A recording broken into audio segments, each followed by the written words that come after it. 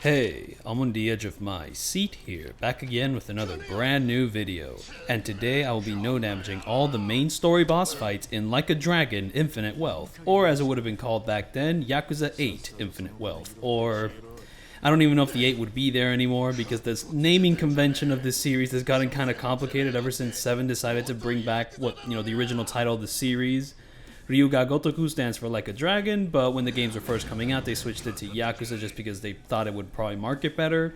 Maybe it does market better, though to be fair, Yakuza doesn't fully encompass the experience of what this franchise is, because you actually spend a good chunk of this series being kicked out of the Yakuza, though you do fight Yakuza a lot in these games, all the time, so the Yakuza title isn't unfitting per se. You do play as ex-Yakuza, but never really fully Yakuza, and also just the way the franchise is continuing narratively is really interesting because they're really playing into the idea that no, the Yakuza are over.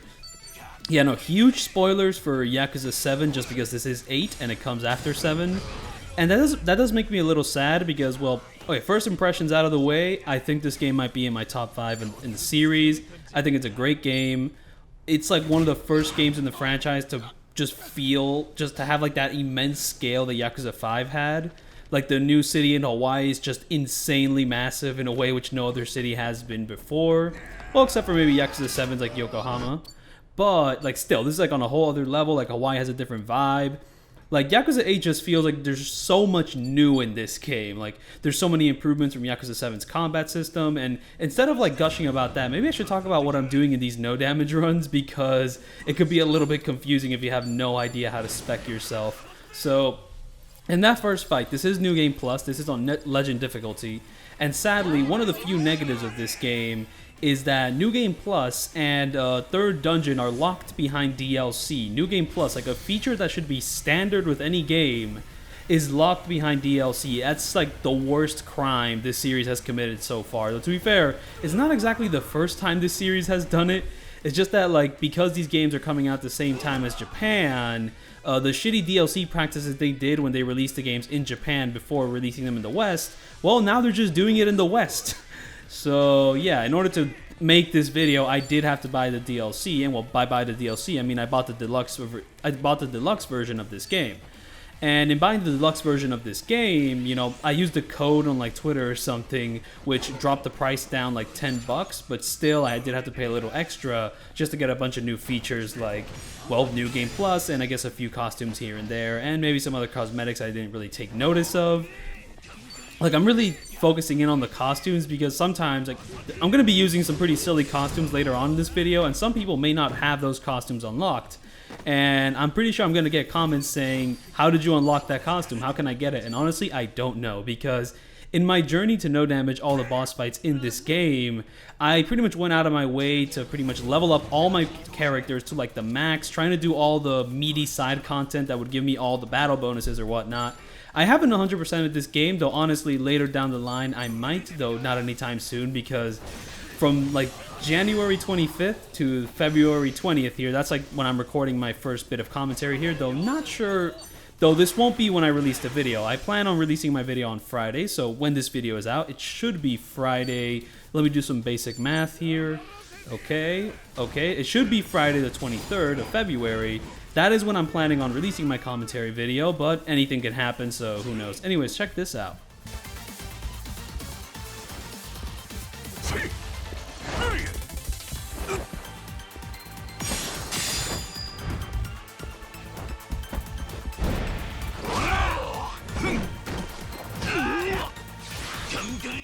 Also, you can tell by the quality, I am playing the Nintendo Switch version of Like a Dragon Infinite Wealth. I'm just kidding. It's a Steam Deck, which is basically the same thing, though I'm pretty sure the Steam Deck has higher tech. I'm actually not 100% sure about that. But yeah, no, did not have access to my PS5, so instead I decided to run this on the Steam Deck, and honestly, I think that was the correct choice, just because I would not have been able to put in as much time as I did with this game if I had it on PS5, just because I was playing this game on airplanes, road trips, you know what I mean? I was squeezing in as many hours as I could of Like a Dragon Infinite Wealth because I really wanted to get on that no damage grind, and also I was really enjoying this game.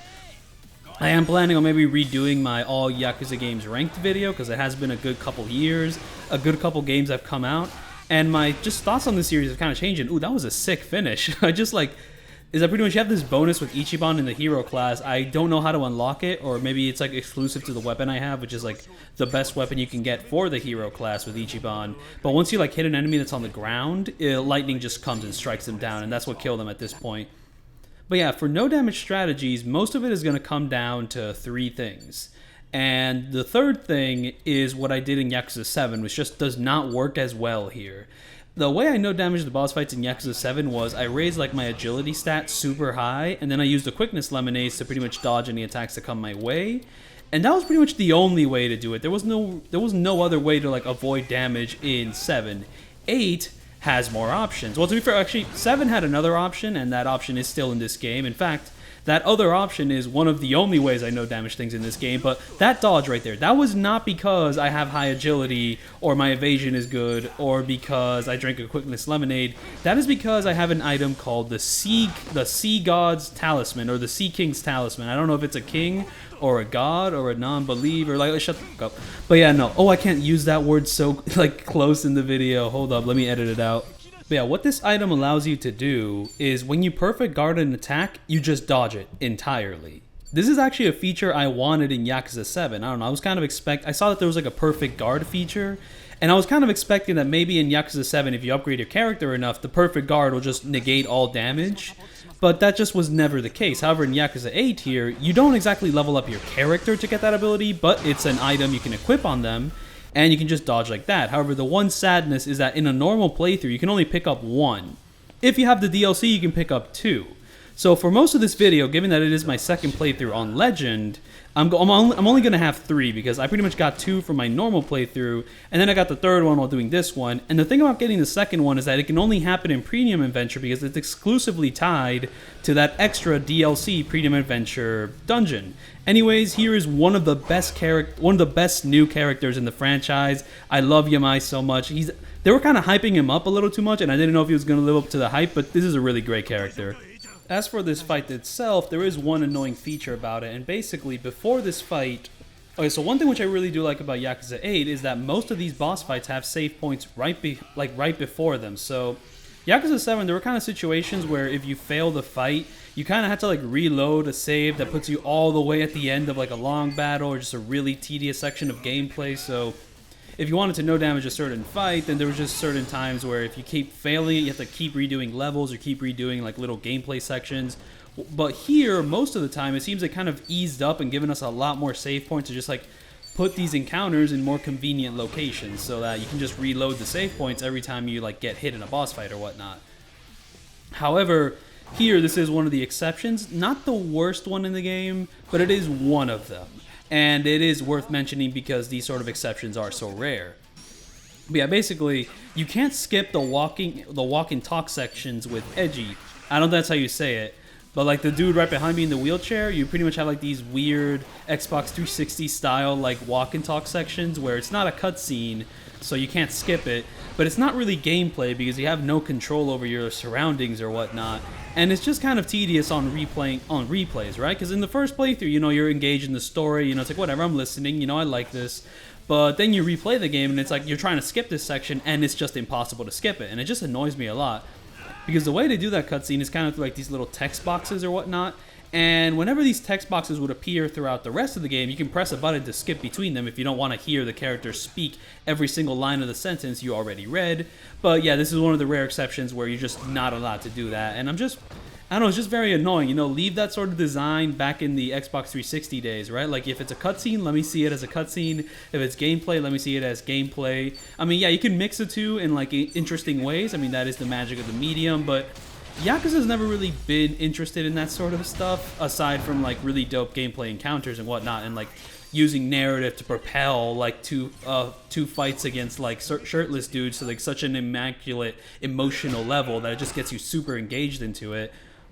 But like Yakuza likes to make the gameplay super goofy while keeping the story also goofy but still serious, right? You know, like a gun in gameplay doesn't really mean much, but a gun in cutscene there's kind of like that little narrative dissonance, which some games it would kind of cripple them, but in Yakuza, it kind of wears it as a badge of honor. But anyways, enough repeating what Hyperbit Hero says about the Yakuza games. Here we have this fight, and we have run into an issue. The issue is that our new friend here, Tomi, he gets introduced in this fight, and his gear is absolute ass. So literally, any attack Tomi does in this fight deals 1 damage. And also, I can't equip any gear on Tomi before starting this fight. There was a similar situation in Yakuza 7, like in Chapter 10, when Namba joins the party and he has like these really whack gear. And you can't put any of the evasion stuff on him, so you know you can't have to like protect him like he's a little baby and there's like coyotes surrounding him. Same situation here. You just have to pray that none of the enemies go after Tomi, because you see Ichiban and Kiryu here, they have better equipment and stats, and they also have the Sea God Talisman equipped. But Tomi here, look at that damage. That is just embarrassing. Also, I guess here I should probably mention how New Game Plus has been kind of, you know, used in this game, because there's a couple design decisions which I'm not a big fan of. So in, you know, your normal playthrough of Yakuza 8 or Like a Dragon Infinite Wealth, you know, don't get too tedious about what the correct name is here. But basically, there's moments where you'll have party members, and then those party members will leave you, and then those party members will come back in a later chapter, and in that later chapter, they will have leveled up just to kind of match the level of your party at that moment. However, once you do Legend difficulty, they recommend to pretty much be at level 75, but what I did not know is that, okay, say, like Namba and Adachi show up at the beginning of the game, right? And they're level 75 there, and it's good. However, they don't pull back up until like chapter 6 or 7, right? However, in chapter 6 or 7, the enemies are like, you know, level 85, 87, and Adachi and Namba don't get a level up at that point. On the Legend New Game Plus run, they stay at the exact same level. And this is even worse for chapter 8. Because, I mean, hey, I guess I am kind of spoiling things a little bit too early, but that's kind of like where the second half of the game happens, and like the second half of your party members show up. But yeah, no, if you leave them at level 75 in like your Premium Adventure, like normal save file, they will stay at level 75 in chapter 8, and the fucking enemies are going to be like level 80, like 8 and all that. It's like, it's ridiculous. So that is my fair warning to you. If you're going to try to do like New Game Plus Legend, if you bought the DLC, avoid that. However, I also encourage Ryuga Gotoku Studios to just not make a DLC. Can you please make New Game Plus free? I mean, it took Japan like... okay, so I was actually talking about something before and I never fully elaborated on it. But for Yakuza 7 in Japan, they didn't have New Game Plus at all until like a year later. And, you know, in that year, it was DLC. But when the game came over to the West, that New Game Plus feature was free. Just because it took like a year for the game to come over to the West anyways. But now they're kind of like doing little simultaneous releases. So all the bad practices of DLC that happened in Japan are just happening in the West as well. And yeah, it sucks. It sucks a lot. And just like Yakuza 7, the best moves to use in this game are the ones with the really elaborate animations. You know, like these cutscenes, like they're beautiful, they're nice, though they do take a little bit long, but... I mean, if I really want to skip them, I could during normal gameplay, but since I'm kind of recording this no damage and I kind of want to show off these enemies being attacked by these moves, I'm going to let them play out, but letting these little cutscenes play out is probably one of the reasons why this video is 3 hours long. Though there is a lot of boss fights, so I mean, I really wouldn't save too much time. I'd probably save like, what, 20, 30 minutes or so by cutting some of these in half, and to be fair, cutting off these animations, like, would make the video shorter and would make my commentary shorter, which means that there would be less video to watch. So that's not exactly a good thing. Anyways, here, the timing to dodge this, I had to use like the Sea King's Talisman to dodge that, but like the timing, I just kind of guessed it and it worked. Because if I tried to replicate that, I would have a really hard time. That's the thing about using the Sea King's Talisman, say that like 10 times fast, is that the timing for perfect guards is just, I swear, it's insanely inconsistent. Because like I'll time it once and it'll work, and I'll use the same timing the next time, and it'll fuck up on me, and it's really sad. And that's another thing about the Sea King's Talisman, is that it pretty much like reduces the window to perfect guard, so it makes perfect guarding harder. However, where this gets like finicky is that Kiryu has this specific item, this specific piece of gear that he wears, that's like the Dragon of Dojima suit, where it increases the window for perfect guarding. So I'm just wondering, if I use that piece of gear, which increases the window for perfect guarding, and I use the Sea King's Talisman, which reduces the window for perfect guarding, does that just mean I have to normally, like my window is just normal now, or is the reduction from the Sea King's Talisman still in place? But either way, the timing for this stuff is super inconsistent, and maybe not inconsistent, it might just be me having a skill issue. You know, like a lot of these like attacks are super hard to Tiger drop because like basically the way you have to like, you know, avoid them is one, you need to know what sort of attack the enemy is going to do, and that is possible because like when an enemy says they're going to attack you, they're always going to use the same attack animation, but you need to know the timing for that. And also every like attack name has its own distinct animation. So, you know, once you learn those, like you'll know what sort of animation they're doing, but once you know what sort of animation they're doing, you actually need to time it well.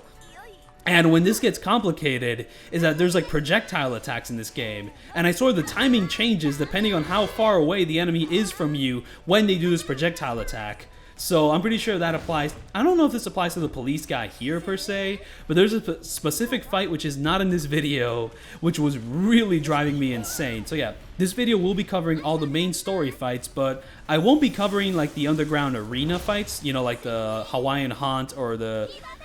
I mean, I don't think it's called this, but like the Yokohama Underground. I won't be covering the secret boss fights in those like little grind dungeons or whatnot, because I'm actually planning on making a separate video tackling those bosses along with the big swell bosses, which are the big swell's the DLC dungeon, which are exclusive to that, just because this video is long enough as it is. So I think it'll be just better for a viewer experience just to kind of have the main story boss fights here, and then like the kind of secret, you know, Amon boss fights in another video or whatnot.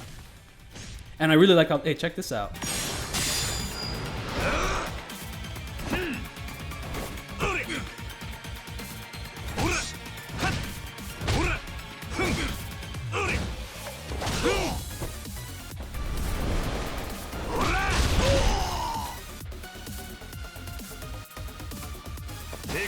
One thing which I really like about 8 when compared to 7 is just the increased focus on these little like QTE, like little like cinematic sequences, like little like dynamic sequences in the game, because Yakuza 7 kind of lacked these, or whenever they would show up, they would lack like a QTE prompt. Like the only QTE prompt that shows up in Yakuza 7 is like at the very end of the final boss. While here, like since like the very first boss fight, and I have no idea how I dodged that attack, that is insane luck. Like my evasion stat actually came in handy, but yeah, no.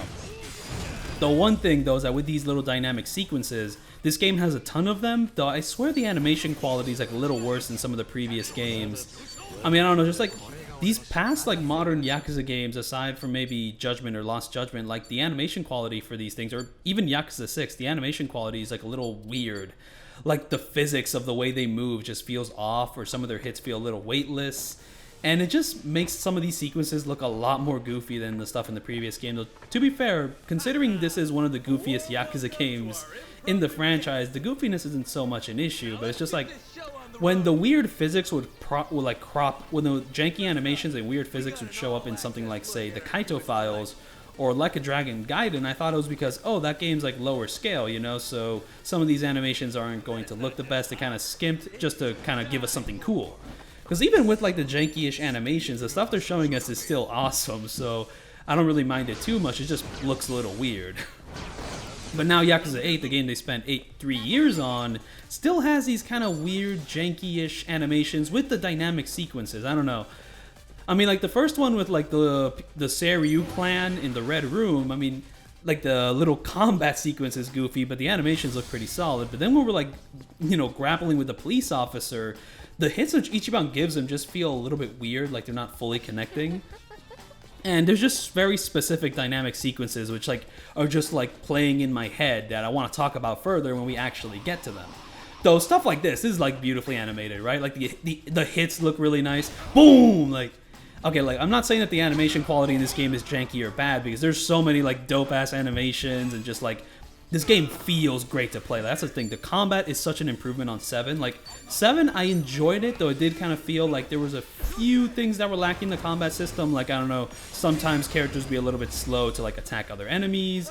The fact that you couldn't move around felt a little bit weird when characters were just constantly moving around, and when positioning was important for certain attacks. So it just kind of felt like, you know, if some of these attacks are better if I'm in a certain position, why can't I control my positioning? And this game is like, okay, go ahead, control your positioning, and it's like it rocks. I love it. And there's like so many extra things to like making this feel like more of a Yakuza brawler experience. For one, like just doing melee attacks is a lot more fun in this game, because In Yakuza 7, you know, you do a melee attack, you like the best you could get is like maybe I'll do a melee attack and it will deal damage to the enemy, or it will land a critical or whatnot. Or if my weapon has a certain property, maybe it will stun them or whatnot. I'm not even sure if that's possible in Yakuza 7, but in this game, we just have a bunch of new additions which just like make combat a lot more dynamic. For one, if you're closer to an enemy, you'll deal more damage. And for Kiryu specifically, if you're closer to an enemy, you'll go from doing a basic one hit to doing like an actual full combo, you know, with the Dragon of Dojima like class.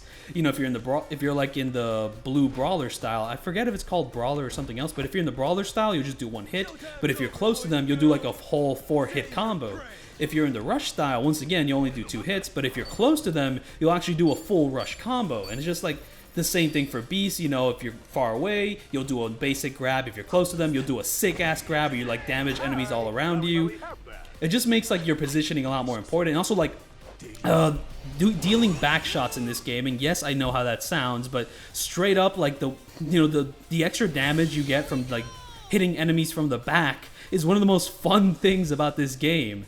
Because like Kiryu, you know, just be positioning yourself behind the enemy and then like just like boom, boom, boom, like the sound design is going really nice, like the fucking numbers are in gold. And then like when you actually hit them, like they'll fly further away and like another enemy like, you know, gang up on. That's another thing. Like the way your party members like can consistently gang up on enemies is a huge highlight. You know, if you get close to like a partner, you can do a combo attack, and the combo attack animations are so snappy and sick and like ridiculous. You know, like you'll fucking drop kick an enemy, and then like your other party member will like kick them while they're in the air. It's super satisfying, and it just runs faster. You know, quicker pace, quicker stuff, and also just the way they like tell you, you know, how much area you'll like cover with your attacks. You know, like it's more clear about what your attacks will do to this group of enemies. While in Yakuza 7, there was a little bit more guesswork. Mind you, the guesswork isn't 100% gone from this game, but like it's been like reduced a ton. So there's just like a lot more planning you can do with this game, and also just like it just feels like you have your options just a lot more fun in this game. You know, like if you run out of magic and you're stuck with just doing your basic, you know, like melee attacks, it doesn't feel like, you know, you're gimped. Mind you, this is kind of true of like most turn-based RPG games where, you know, when you run out of magic and all you can do is like your basic melee attacks, you do feel a little bit gimped. You know, play Persona 5 and only do melee attacks. It's gonna feel pretty bad when you're trying to fight one of the higher level enemies, but in this game, you can kind of get away with it. Not only get away with it, it just feels fun to land these hits, just like the way you can like 3 of your party members can just hone in on the enemy. You know, like you'll attack an enemy from the back, and then like the knockback from your attack will make the other like party member hit them, and then when they hit the ground, another party member will follow through and hit them while on the ground. I've won no damages because of this, like just amazing feedback loop. The one thing I am disappointed of is that this sick little fight here, the sick little like dynamic long battle thing, I kind of wish that dude had like an actual boss health bar, because this section's like cutscenes and music is way too sick to just be relegated to having a basic enemy health bar. And also these little sequences which happen after I beat a fight, it's just me showing you what gear I used in that fight, and also just my stats, and also like, you know, what level my jobs are at. Just, you know, information that if you wanted to do what I'm doing here, I guess would be useful for you to have. However, something I should mention is that I show the gear I use in the fights like pretty much at the end of the fight. However, if like you see a fight in this video and that fight like, you know, ends and there is no mention of the gear I used, it's because I used the gear in the previous fight.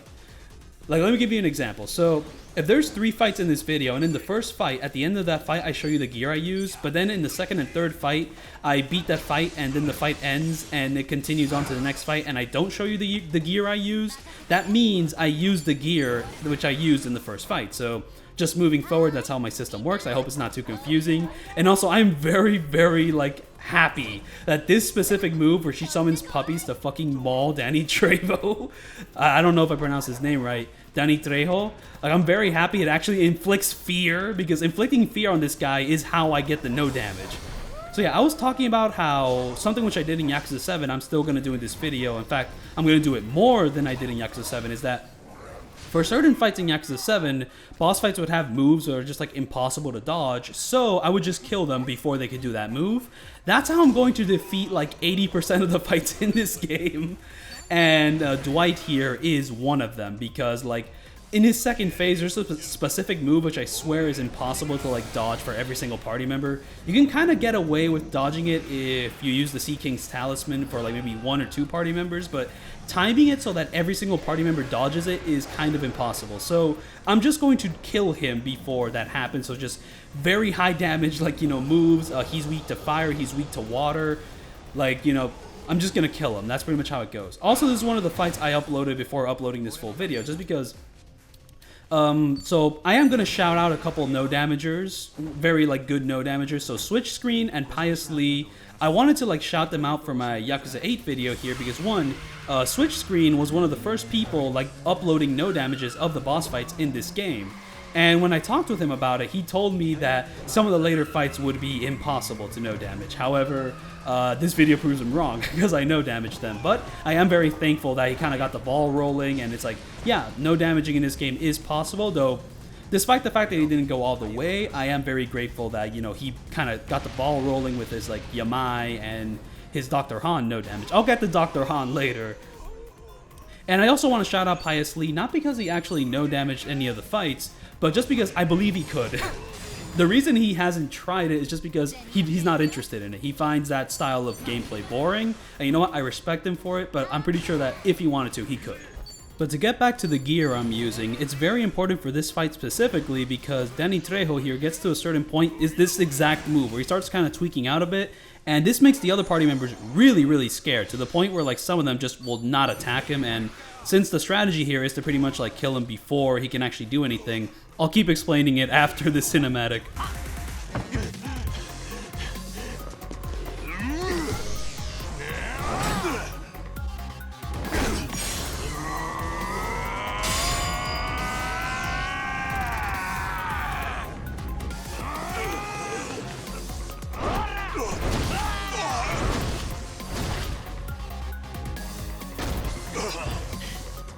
Yeah, no, given that the fact that this video is 3 hours long, I'm just going to let the dynamic intros and like sequences play out just to kind of show like how cool they are and also to give my voice a break. But to get back to the strategy I'm doing here, so some of my party members are equipped with an item that pretty much negates fear. So no matter how much like Danny Trejo like shows his machete or whatnot, they're never going to become afraid. However, the funny thing about my setup here is that only 2 of my party members have that item because they only have 2 of those items. So the other party members not getting scared of him is honestly just luck on my part and just the RNG playing well to my advantage.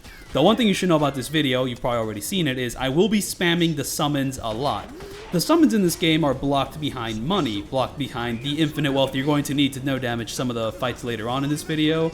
And you might be wondering, how did I acquire so much wealth in this game, considering that there's not really any good way to farm wealth like there was in Yakuza 7, because Yakuza 7, you could get a ton of money just by spamming the business minigame, and Yakuza 8 really does not have an equivalent for that, and yeah, I have no secret. The only way I was able to gain so much money is because I went through like the underground dungeons a lot, and not only did I go through the underground dungeons a lot, I got a lot of money just from like the later boss fights in this game. Pretty much the way you get the most money is just by doing those lower levels of the dungeon, which even doing those dungeons, like, they don't give you that much money, and some of the, like, the late game encounters, you know, like chapter 10 through 14, which 14 is the final chapter of this game, spoiler alert, that's where most of the money is, that's where you're going to find most of your money, because, you know, like the Dondoko Island, I probably said that wrong, but that does not give you that much money. Like, you would expect it to give you a lot of money, and maybe early game it does, but, like, in the long run, that is, like, it's piss compared to what you get just by defeating a normal enemy later on.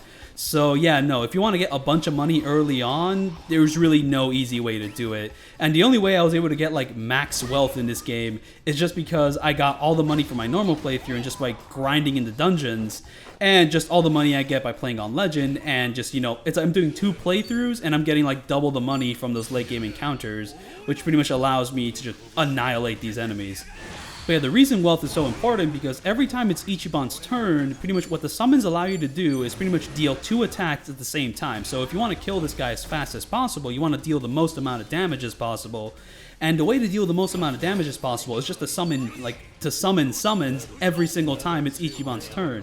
And considering that later on, like, the female party members get a specific job that allows them to switch to other party members, that's the, I don't know how to say the job name, it's just kind of like the ninja job, like the Konuchi job.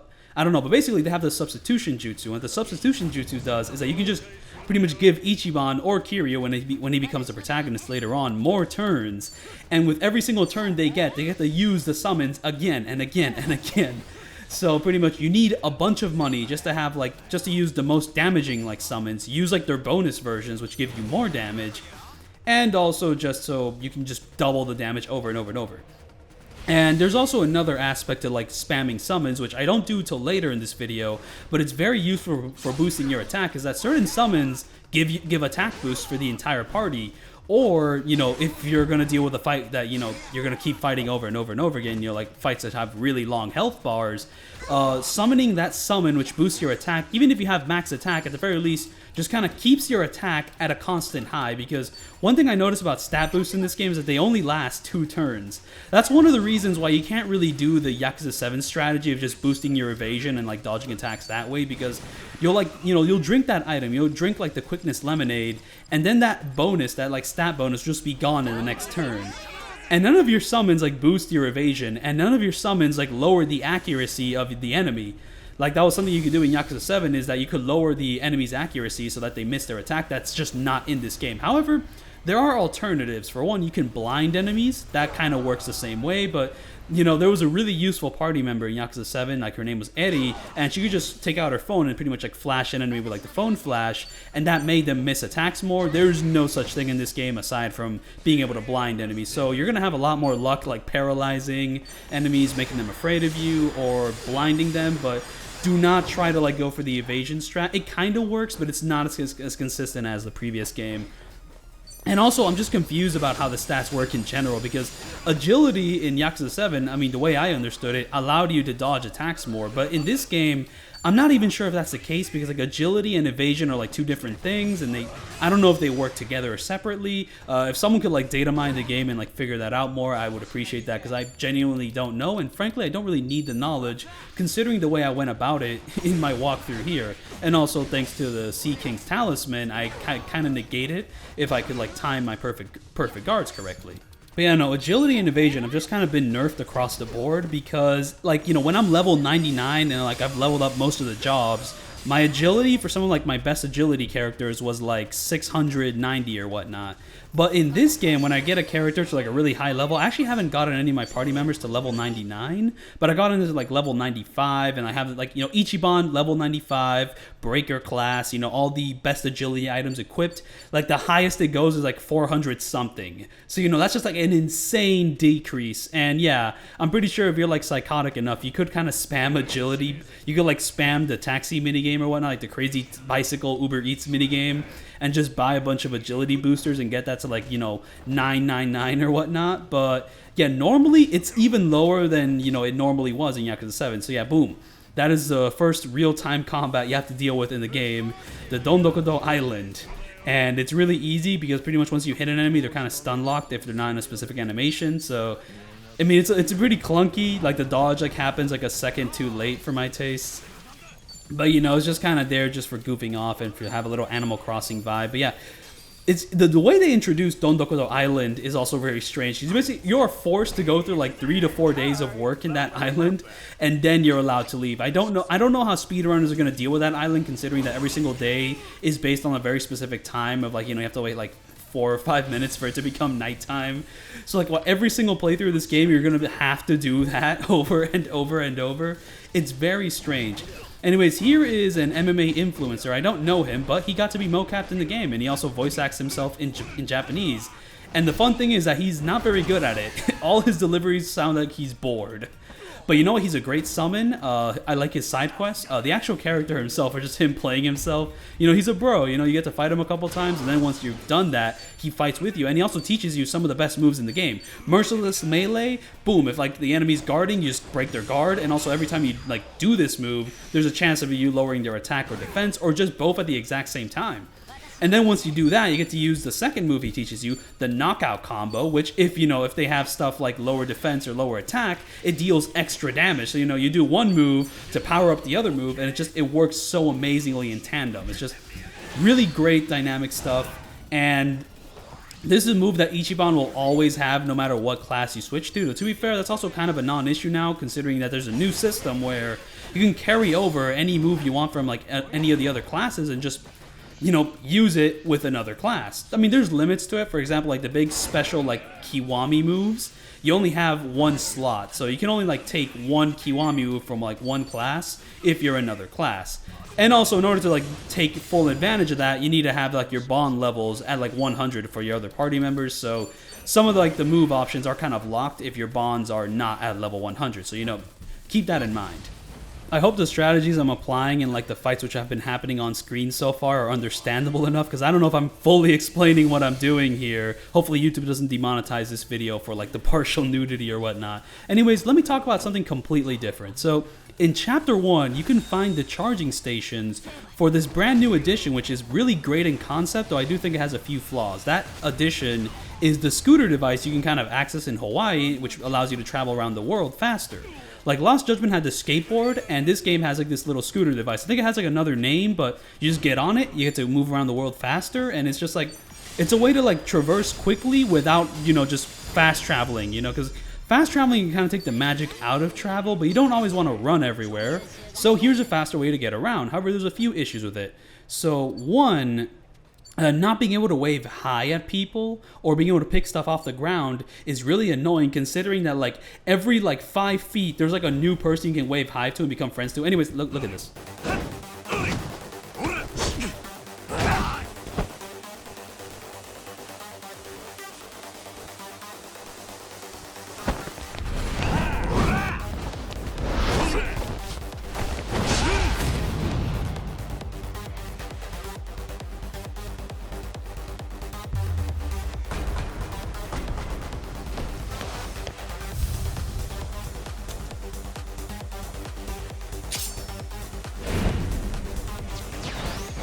This character is not called Dr. Han. However, the actor, which is mocapped, you know, the mocap work with this guy, the actor, you know, he played a character called Dr. Han on a show called The Good Doctor, and The Good Doctor had this meme which like really blew up in popularity of him just looking really sternly at this other doctor who keeps repeating, "I am a surgeon." But yeah, he's in this game and he's a fucking beast. Like, did you just see him like block 2 kicks with like each hand? Like, what the hell is that? He's like a super agile. He's always dodging your attacks if you do normal attacks. So we're gonna be avoiding normal attacks just because his agility is so high that he tends to avoid them, and he can get into a specific stance, which makes his agility even higher, which makes him dodge your attacks even more. And yeah, the strategy is the same here.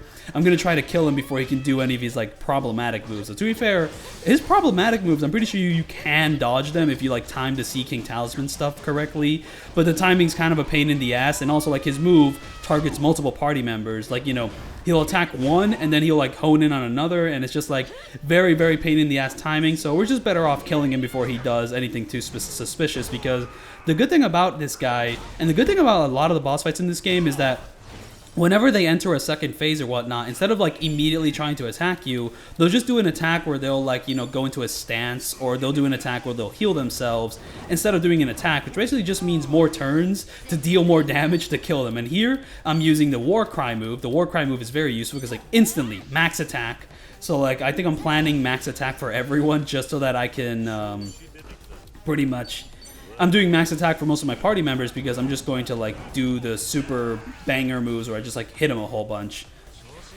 I think I'm actually losing track of what I'm talking about, but let me get back to the device scooter thing. So the device scooter, pretty much like, this game has this thing where there'll be like collectibles all over the world, and like every 2 feet there's like a glowing item on the ground you can collect.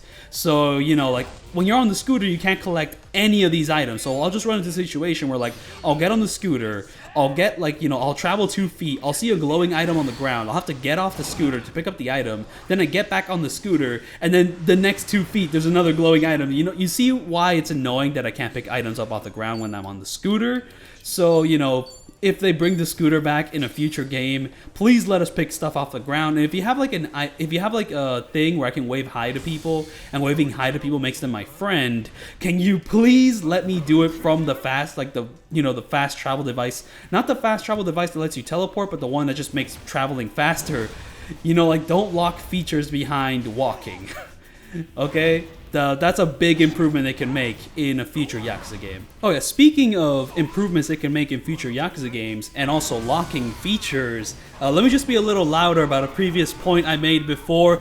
Do not lock DLC behind New Game Plus! Alright, keep that in mind. And ooh, I should not be screaming like that. I have stitches on my back. Oh yeah, fun fact. So February 14th, I had to cut out a little thing out of my back. And yeah, no, I have stitches now and they don't come off until the 28th. So what surprises me is I actually no damaged all the boss fights in Like a Dragon Infinite Wealth before removing my stitches. I'm still in my recovery phase, so you know, I gotta simmer down a little bit. Let me tell you about the beauty of this move right here. The Dolphin Dive is one of the best moves in this game.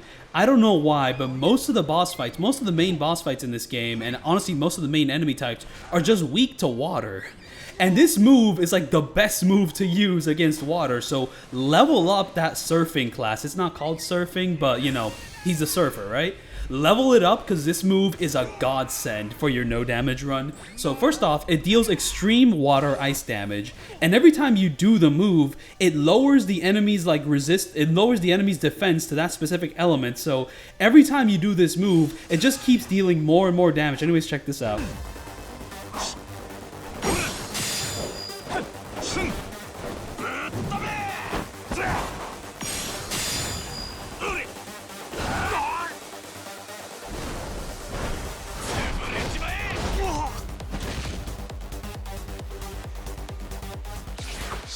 If I didn't mention it before, Dr. Han has like the sickest dynamic intro of the entire game. Like this fight is sick, like the intro to this character is sick, but once you beat him, I don't like how quickly he switches personalities.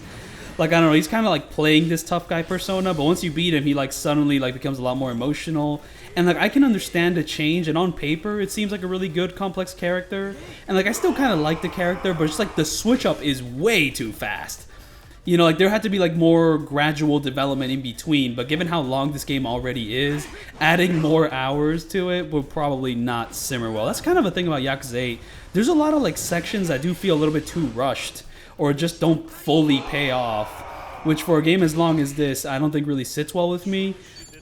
I still do like the story, and like a lot of I do love a lot of these new characters. Like the new main cast is dope, Tomi's dope, Chitose's dope, like the leader of, I forgot what they're called, like the Korean Mafia in this game now, and in 7, I forgot the name of their, like the Spider's Web or whatnot, the Jiumang, is that how you say it?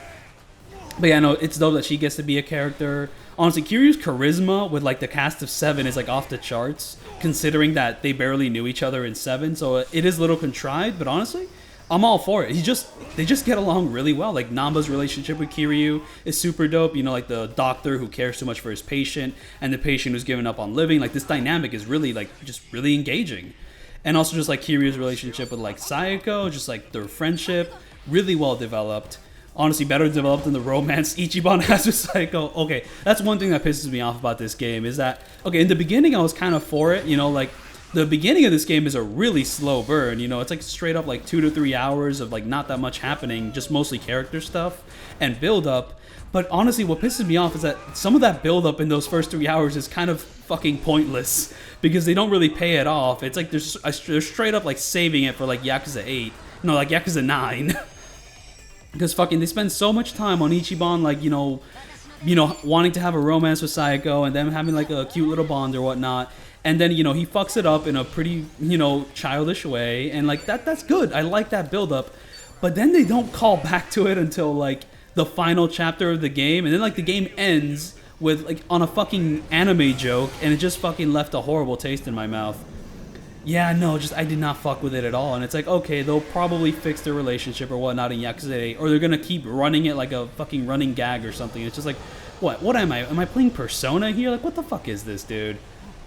So that's like one thing which made Yakuza 8 feel a little bit rushed. It's just that like they spend so much time on it in the beginning, and it's just like it just ends up being something which is gonna pay off in a future game. Like, get the fuck out of here, dude. What is this? The MCU? And then it's like the rest of the story doesn't really deal with it all that much. It's about a completely different thing. Like, I mean, a more interesting thing, whatever. You know, like the mafias in Hawaii and all that. But still, it left a bad taste in my mouth. Anyways, here's this sick-ass fight, which sadly does get rid of a party member, but it won't matter too much. We're still going to annihilate Yamai before he can do anything too problematic, because he can definitely get problematic in this fight. He can start throwing like these fire projectiles around, you know, he'll get like a team member, his crowbar's on fire, it's a sick look for him. I mean, I love his gimmick. I mean, let's just talk about Yamai more. So yeah, like before the game came out, the developers were kind of pushing Yamai as, oh, this is going to be the Majima to like, you know, Ichiban's Kiryu or, you know, something like that. And I feel like the comparison is a little lame. In fact, in the Big Swell DLC, there's a certain fight which pushes a comparison in a way that's like a little too forced for my liking.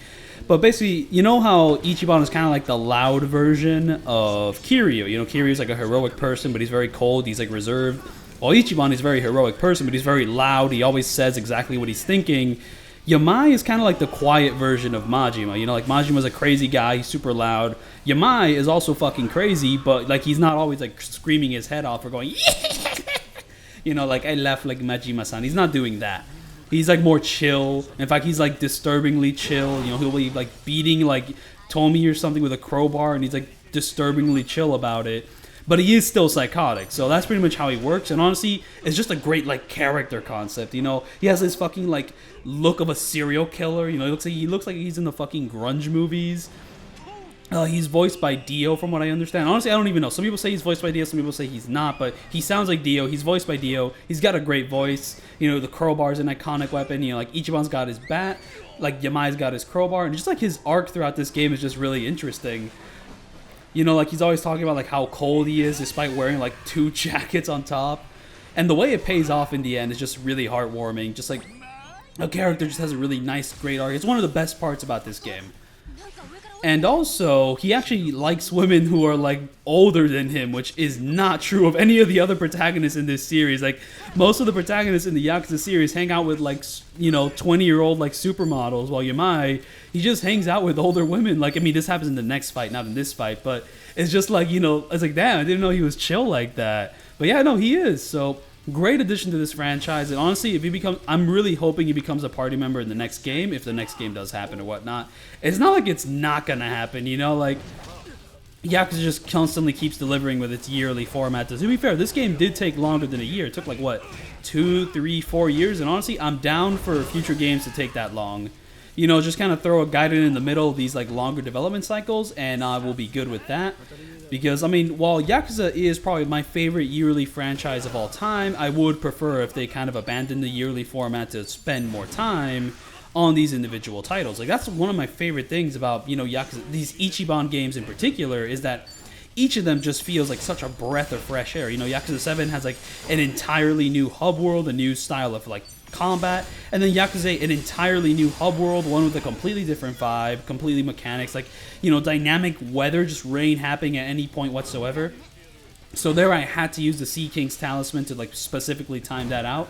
And I am so lucky that the next attack he does is not an attack and just like him getting into a specific stance. I love that. I love when he does that. It's very useful for me. But now we're just going to kill him. But yeah, no, really love Yamai in this game. And now let me just get... Oh yeah, by the way, you better like this animation of me summoning the hostesses, because it's going to happen a lot. I swear, like fucking 40 minutes of this video are just these two going... Like, it's ridiculous. They sound like fucking gerbils. Why do they do this?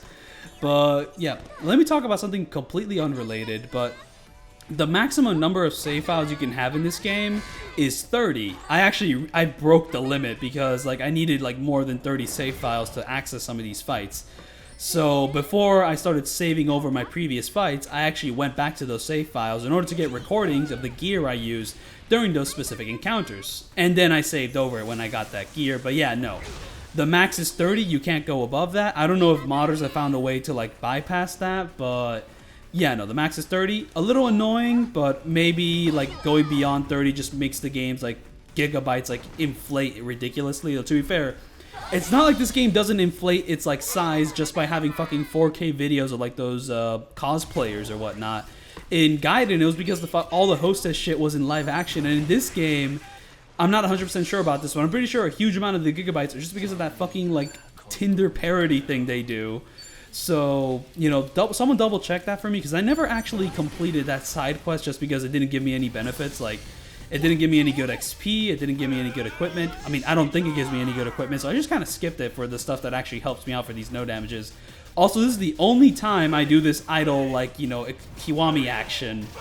I did this a ton in Yakuza 7, but here there's just like way better classes and way better moves to do. So I just never end up doing it. This is the only time I do it, and I only do it just to be a little cheesy about it. Another thing is that for this is like about the Dondoko like island stuff. You can't use your net in first person to catch bugs, and you just can't really do anything cool in first person. It's all in third person. A bit disappointing. I kind of wanted to immerse myself in that island business a bit more, but it just didn't happen, and that is a huge shame.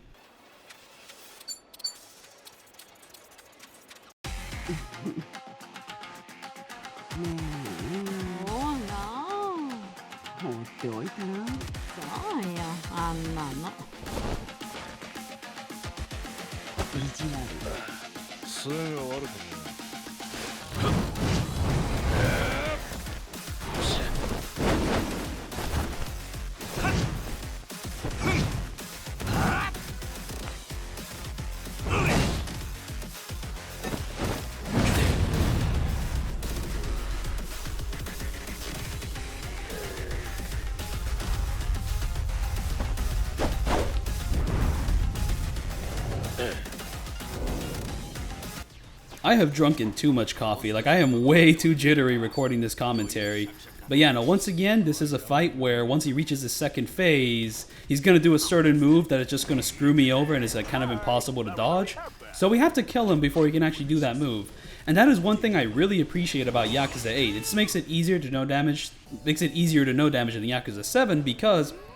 Oh wait, I was almost about to burp and that would have been bad for the commentary. But yeah, no, Yakuza 7 had these situations where, I mean, honestly, it only really happened once. Well, actually, no, I think it happens twice if I count Joe's. No, it happens 3 times, actually. It happens with Jujin Han, well, the copy of Jujin Han. He's not called Jujin Han, he has a different name, but I forgot what his different name was. But Jujin Han, the copy, and Majima and Goro and Saejima and Joe Sawashiro all have sections where... Well, Joe Sawashiro, if you use a cheat engine, you can avoid this, but for Jujin Han... Oh, and actually for Jujin Han, you can also avoid this. But Jujin Han, like, normally, if you don't use a cheat engine, there's, like, one move you can't avoid. It's like the Divine Shot. Whenever he does that move, you're pretty much, like, forced to endure it. However, if you kill him before he does that move, which is impossible, unless you use a cheat engine, like, you just pretty much get hit by it, and it sucks. But Goro, Majima, and Saejima are pretty much the only people who do this specific thing I'm about to mention. Basically, you literally cannot kill them until they do a certain move. Mind you, with Joe Sawashiro and with Jujin Han, you could kill them if you use a cheat engine, but even using a cheat engine, you literally can't kill Majima and, like, you know, Saejima before they do their blade kill move. Yakuza 8 never has a moment like this, so basically if you route yourself correctly and can deal enough attack, you can kill any of the boss fights before they do a specific move. Mind you, I haven't done Amon yet, so maybe, you know, he'll prove me wrong, but the main story fights, there's never a moment like that, and I greatly appreciate it. Also, there's never a moment where I have to, like, drop the difficulty to, like, hard. Because I actually had to do that in my Yakuza 7 video. I actually put a little disclaimer in, like, the description that, oh no, some of these fights I had to do them on hard because they were, like, impossible to do them normally on Legend. But for this game, I did every single fight on Legend. So it is possible to no damage all the main story fights on Legend without ever dropping the difficulty. And without ever using a cheat engine. So this video, no cheat engine. In fact, if I ever make like a Roblox 8 video or Roblox Infinite Wealth video, I'm pretty sure I won't have to use a cheat engine. I'll just do all the boss fights on level 99 and like adopt different strategies. Also, this is a tennis class. I'm pretty sure this is the only time I use the tennis ace class. So, you know, here it is. I don't know, it's just like I end up using either the normal class for Chitose or like the Harris or whatever, or the ninja, because the ninja's just goated. And there was another thing I wanted to mention. Oh yeah, but one thing which makes this fight really hard is that you kind of have to like route it that, you know, once he's in his second phase. Oh, wait, watch this though.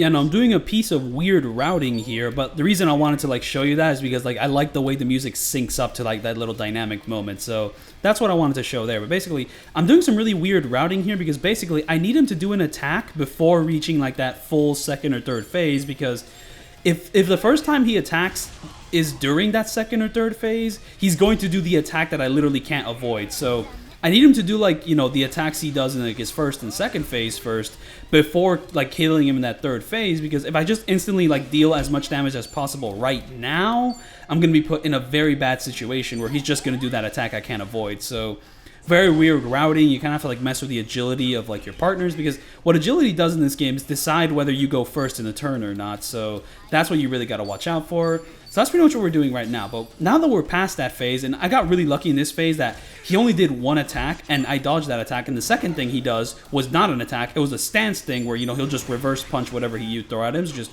only do dynamic attacks, like only do Kiwami attacks like that in order to, you know, not get hit by him when he retaliates. So yeah, no, like you can just like route it a certain way, and once you route it, you just kill him from then on. You know, just kind of like keep stat boosting yourself, or only deal attacks that deal such little damage that it won't trigger that next phase. So that's what's weird about this fight. So, you know, that's, if you're a little confused about why I'm going about things the way I was going about them in this video, that is why. So yeah. Also pay attention to my stats at the end of this fight, because I will include the gear I use for this fight specifically. So yeah, here they're going to give him a little pick-me-up, and I'm just going to kill him in the next turn. In fact, the way I kill him, I really like. I just like the way I like timed the tennis move against him. So I'm actually just going to stop talking and just let it play out.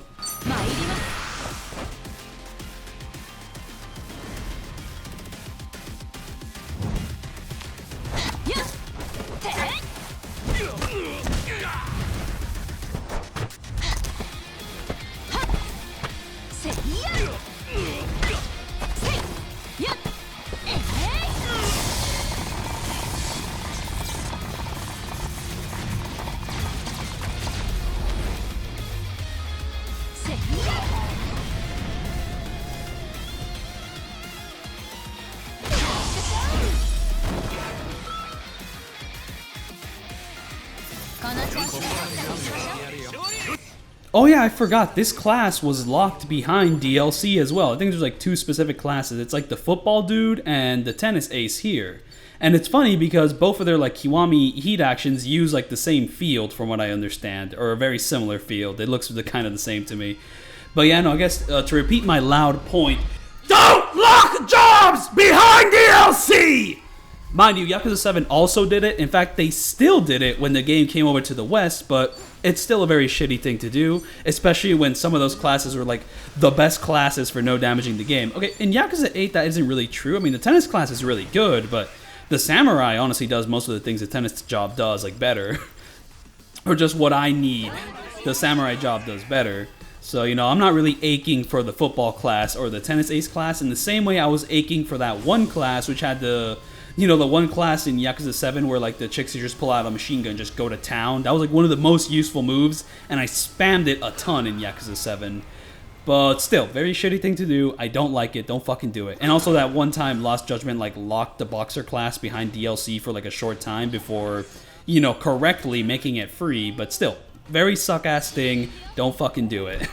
But now that we're kind of dealing with this whatever fight, let me talk about something completely unrelated. So... back to Dondoko Island, when you call the review board to see if your resort is 5 stars, the cutscene when he's like checking out the place has this one moment where like a bird and a cat are playing together, and the cat just looks fucking crazy. Like the animation is just like he's like spazzing out. Like that dude is completely spazzing out. It's really funny. Honestly, I'm not sure if it was a glitch or if that always happens. It's very silly and I like it a lot. But enough about Dondoko Island. Let's talk about the other huge piece of side content. The Sujimon battles. Honestly, when I was first doing it, I completely avoided it because it kind of bored me. And the logic behind that is because, okay, this game is already turn-based, right? So, and this turn-based combat is a lot of fun, so why would I willingly spend time in like a side game which just has a more boring and less engaging turn-based combat system? You know, it's like, why would I do that? Why would I willingly do that? Honestly, I think part of the reason why I was so mad is just because like the first couple days playing this game on the Steam Deck, the game ran like shit. Like day one, like you saw the streams I did of this game day one, the game ran like complete fucking shit. And that is not how this video runs. This video runs really nicely. I mean, hey, it's not the best graphics, like 720p, and I set the render scale to like, 80%, but still, it's running at a pretty consistent 60 FPS as long as like the environment isn't too busy. So it's like, hey, what's going on here?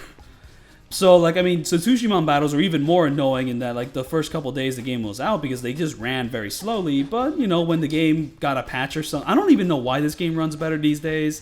I mean, like, I run this game with, like, the highest graphic settings, like, high, texture filtering at 16%, but I set the render scale to, like, 80%, just to kind of make things run better, and it runs good enough to record, Like, this is good enough footage for me. I mean, hey, check out my Yakuza 7 video. Mind you, my Yakuza 7 video was recorded when I didn't have a Steam Deck, and back when Steam Decks didn't exist.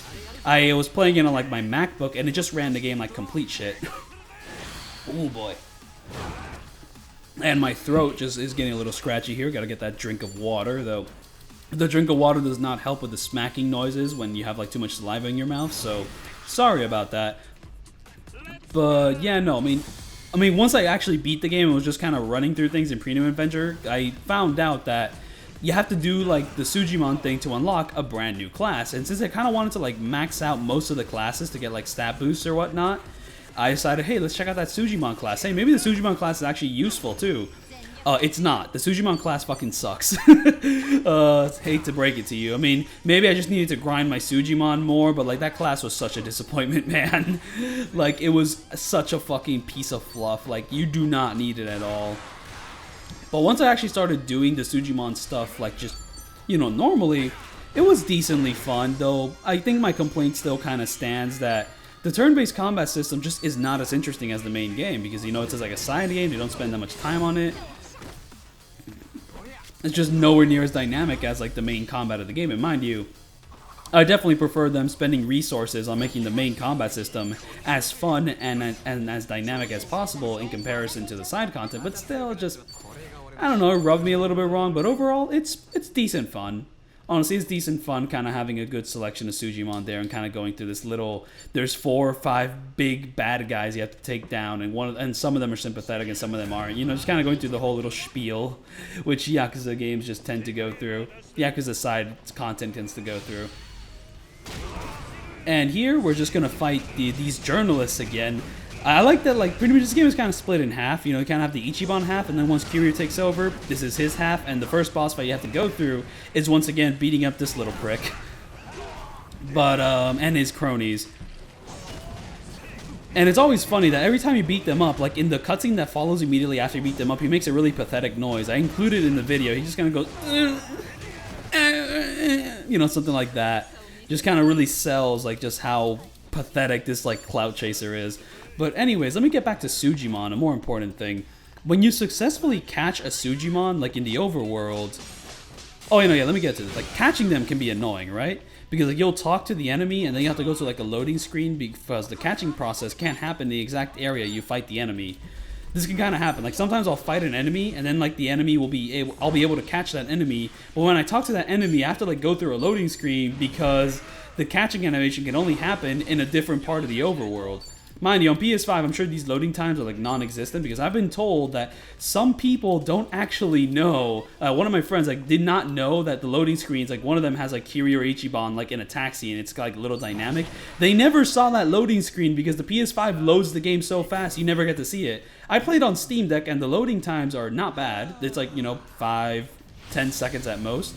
But at the very least, I got to see that cool little dynamic loading screen. So, But when I'm catching Sujimon, it can be annoying because, like, sometimes there'll be a loading screen because they have to, like, teleport the entire catching process to a different location. And also, when you successfully catch a Sujimon, you get an No, this is a completely different point. But yeah, I'm done with my point. It's just a little bit annoying and slow to catch Sujimon because sometimes they'll teleport to a different area of the overworld. But one fun thing is that when you successfully catch a Sujimon, you get an animation of them, like, picking up your gift and being like, hell yeah. However, certain Sujimon do not have arms, like the sleeping bag Sujimon. They don't do that. So when you successfully catch a sleeping bag Sujimon, they instead do this unique wiggling animation. And it's incredible, it's lovely, I love it a lot. But, just keep that in mind. It's incredible stuff.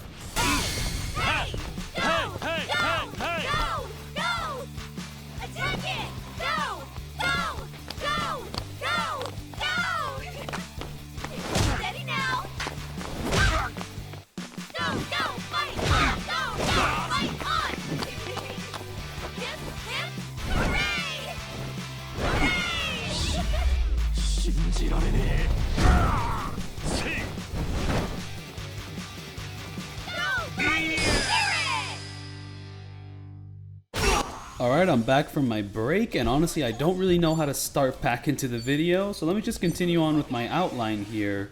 So I noticed that near the end of chapter 3, and to be fair, this part of the video we're actually in chapter 8, so I probably should have mentioned this a lot sooner or whatever. I noticed that near the end of chapter 3, there are still boundaries on what you can and can't explore. Like in chapter 3, this is like, you know, after you beat up the Yamai Syndicate, you know, after the first Yamai fight, pretty much when Tomi joins your party and all that. But near the end of chapter 3, also you fight the policeman in chapter 3 near the end. There's still like places that you can't go. You can explore most of the open world in Hawaii, you can explore most of Hawaii, but there's still like barriers. Like there's still like a red cross in areas which are part of the open world and you just can't go there. So you try to go there and it's like, nuh-uh, don't go there. Mind you, not exactly a unique thing for Yakuza. I was just kind of expecting the entire world to open up. Oh, I'll tell you why. I never actually explained how to get the Sea King talismans, and given that they're one of the most useful items in the entire game, you should probably know how to get it, so let me elaborate on that. So, the way you get it normally, without DLC, is you need to collect a good majority of the tokens. No, not the tokens, the fortunes. So, there's this thing where you collect fortunes, and you give it to this cute little mascot character from Kamurocho, and that pretty much like worked itself out. Anyways, here, this is a basic fight, but you get to team up with the Yamai, so it's pretty sick. That's what I'm saying. Like, if we get him as a team member in the next game, it would pretty much work like this, and it would kick ass, because he kicks ass. And we would kick ass with him. That doesn't rhyme, but you know, it's like poetry. So yeah, continuing on. So yeah, no, like pretty much in order to get all these fortunes, you do kind of need most of the world opened up to you because, well, that's where the fortunes are lying. They're pretty much just shiny things, but slightly different shiny things. Honestly, I wish they were a little bit more obvious because pretty much like there's a bunch of random crap you can pick up around in the world and it's like a white shiny thing. The fortunes are like shiny things, but they have a little bit of gold on them. But I wish they were more gold and louder. And honestly, I kind of wish they painted them with like some yellow paint. There was like a little bit of discourse going around like a week or two ago, and honestly it's probably going to pop up again, that too many modern games are relying on like bright yellow paint to pretty much like signpost where to go. So, you know, like the Resident Evil 4 remake had it, and it seems like, I don't know what new game had it, but some people got really mad about that because it's like, yellow paint, very gay, very soy, you know, no good. You know, just, it's not, I don't think it was really all that deep of a conversation. It's just that yellow paint's kind of a, like a heavy-handed way of signposting the player. It's kind of like treating you like you're really fucking dumb. And to be fair, honestly, sometimes I am. You know, I don't really mind the yellow paint too much, especially when I'm just trying to get somewhere. But there is sort of a magic lost with like the more cryptic nature of like, you know, older games. Like I could handle Deus Ex cryptic, but then again, I mean, I have my own tolerances, right? Like, I mean, I'm pretty sure that if I tried to play Myst, I would just get fucking lost. But if something more like the first Deus Ex, I could probably handle. I never actually was able to beat the first Thief or second Thief. I never actually beat the first Thief, but I did beat the second Thief, but for the final level I actually needed to look up a walkthrough to know where the fuck to go. But I love that game. I love the Thief trilogy. It's a fantastic set of games, just some of the best stealth games around. The reboot sucks. Yes, it is very mid, very bad. But those first 3 games are classic. I did beat Deadly Shadows, and I love that game. I love that game to bits. Just great atmosphere, a little janky, but just really classic games. Highly recommend them. I want to no damage them on this channel one of these days, and the Thief games specifically are definitely no damageable just because they're stealth focused. Though Thief 1 did have a few sections that are like a little too actiony based for their, you know, for their liking, all the fucking zombies and graveyards and all that. Yeah. But still, they're kick-ass games.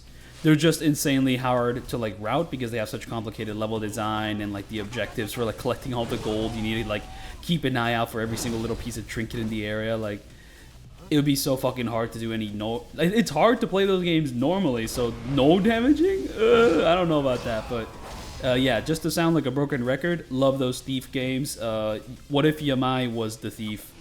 Fuck it, that would be cool. But anyways, I think I got a little sidetracked there, but yeah. So you get a Sea King's talisman. It's not like the last thing you get by collecting fortunes. There's still like another talisman where you need to collect more fortunes for. So you don't need to collect all the fortunes, but you need to collect like a majority of them. Like I say, maybe 80-90% of them. So yeah, you need to just fucking throw yourself into every little corner of the world until you get enough. And it's a bit tedious. But it is possible to do before you fight Dwight. So you can get one of the Sea King's talismans before you fight Dwight. The second one you get is by clearing one of the floors of the big swell. So if you don't have that DLC, whoopsie daisy. So what I did on my normal playthrough is, you know, I mean, I got the Sea King Talisman when I found out about it, and believe me, I found out about it way after I beat the first Dwight fight, right? And then during the big swell, I just got it because I did all of the big swell on normal. And then on my legend difficulty, now that I know that I need more Sea King's talismans, I got my third one before fighting Dwight. And I still have not gotten my fourth one, but I might be on the path to doing that while trying to no damage the big swell boss fights. I actually plan on making a video no damaging all the boss fights in the big swell because they don't seem very hard. I mean, honestly, by the point I'm in the big swell, I can change all my party members, which are not Ichiban, to like the chicks in the gang, and they all have substitution jutsu, so I can just give every single turn to Ichiban. He can just keep spamming summons over and over and over and over, and it will annihilate them. I don't see how that doesn't annihilate every single boss fight. Like that's just the perfect strategy. And also, I'm probably gonna have to learn some like perfect guard parries for certain fights. Like, there's this one simp at the bottom of the Yokohama thing, like the one that works with the Gyumon, and he is a pain in the fucking ass. Honestly, he's the one that worries me the most, like right before the Amones. So just ooh. Oh yeah, I guess spoiler alert, I will not be doing the Chapter 8 Amon fight just because it's a tutorial fight, and also I didn't level up my gang like enough to be able to no damage that fight. See, I actually could have no damaged that fight with the crew I had. So yeah, remember what I was talking about, how if you start your legend playthrough and like your second half like party members are at level 75, they're gonna stay at level 75, and you don't unlock like the Yokohama dungeon before like fighting that tutorial Amon. So I was pretty much just fucked. However, I did beat him normally, and honestly, I could no damage him. It's just that the fight would take literally 20 minutes because it's just like I hit him, I dodge with like Sea King Talisman, because like in that tutorial fight he only does 2 attacks. He does like a basic combo and like a bunch 2 funny kicks, and it annoys me a lot. So yeah, anyways, for this fight, once again, we need to kill him before he does a very specific move. Oh yeah, the one annoying thing about this specific Yamai fight is that in order to get to him, you need to beat that previous fight. So every time you want to retry this fight, I mean, you could die maybe, but dying takes way too long because my health bar is so big and my defense so goated. So I pretty much have to reload a save, but when I reload the save, I have to do that previous fight over and over and over. And that previous fight takes like, what, 5-7 minutes tops every single time? No, not 7 minutes is fucking ridiculous, but is that it has like these cutscenes, and these cutscenes are like 30 seconds each, and it's just like, it takes a while to beat that first group, though not too long, but still. Oh my goodness, I just got a comment saying that dude, Meta loves my energy, but I don't know what video this is referring to because the YouTube comment notification is just telling me that they commented on the video. But it can't be my previous video because my previous video was a no commentary, so I don't know how the energy can be felt there, but let me find out about this. Let me investigate this. Oh yeah, no, that actually was on my previous video. That is a comment on the no commentary version of my no damage run here. I think the person might be a bot. Anyways, check this out.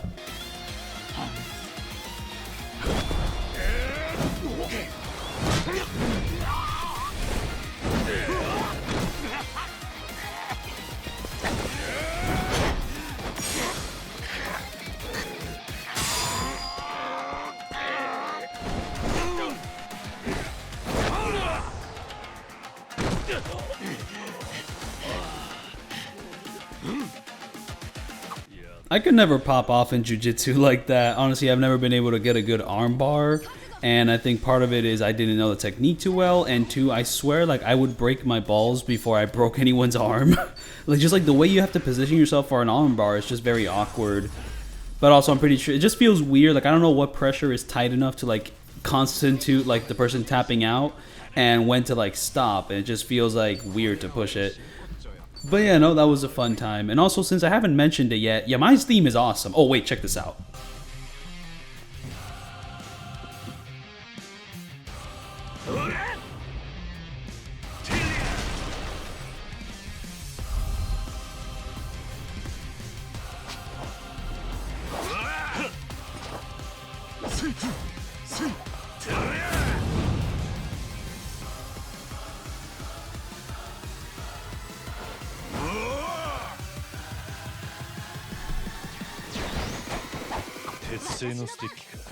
Yeah, no, Yamai's theme is awesome, but this is fucking godly. Holy shit, the update Joe Sawashiro's theme got in this game is on a whole other level. Like, I mean, his theme in 7 was awesome, and here it's like just awesome, but more. Like, holy shit, this shit just drops like a motherfucker. And this was one of the fights I was most worried about no damaging, because no damaging Joe Sawashiro in the original, like, Yakuza 7, it was like one of the most impossible tasks. Like, I either had to cheat or I had to drop the difficulty down to normal, just because, like, the sort of attacks he would do would screw me over. Thankfully, in this game, you can just kind of route damage that you can pretty much, like, stop him from ever doing one of his attacks. So, yeah, no, this fight was a lot easier than I was expecting. Like, honestly, it was kind of sad how quickly I destroyed Joe Sawashiro. But, like, the amount of joy I got that, okay, at least this fight is possible to no damage on Legend, it just kind of gave me more hope for the rest of the video, because at no point in doing this run was I ever fully confident that, you know, every single boss fight was possible. Like, right up until the final boss, I was just kind of like, maybe Ebina's the one who's going to have, like, some weird condition that doesn't allow me to no damage on Legend. You know, like, maybe he'll be the one who has way too much health. And that's the other thing. These boss fights on Legend, they don't really feel like they have that much health, because, like, in Yakuza 7, like, those boss fights on Legend difficulty, like, you know, all my party, level, like, 99, with all the jobs, like, upgraded to 99, the damage I was dealing against, like, fucking Tendo was, like, nipple damage.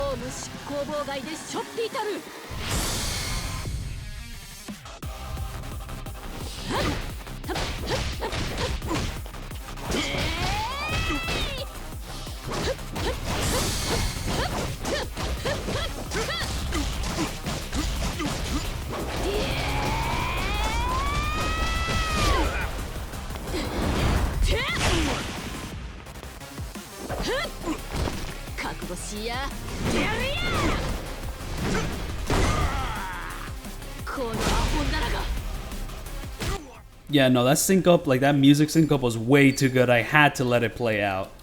And yeah, Joe Sawashiro, he kind of has two big phases. In the first phase, you know, he's weak to certain things, I don't know what, but in the second phase, he's weak to more elemental stuff like fire and, I believe, water. I'm not sure if I do water against him. Let me find out. I don't remember, but I do destroy him. Like, I annihilate him before he even has the chance to do any silly stuff. And yeah, another great thing is that when he goes into that second phase, he does have a thing where he does a certain attack. I think he, like, activates his, like, healing factor or something, like Wolverine.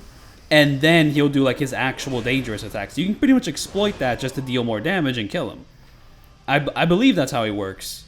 Let's see how the fight plays out. Honestly, if it switches to his dynamic intro thing, I'm just gonna let that play out as well, because, like, the music is too good. It just, like, dynamically allows for dope-ass sync ups and moments and all that. Oof. I think now's an important time to mention that the max amount of money you can have is 999. Yeah, like, no, wait. Yeah, 999,999,999 yen. That is not the right way to fucking say that. So it's like 999. How the fuck do you say that number? See, I know, like 999,999,990. Like, yeah, 1,000, 2,000, 1 million, 2 million, 10 million. What the fuck, dude? I failed algebra too.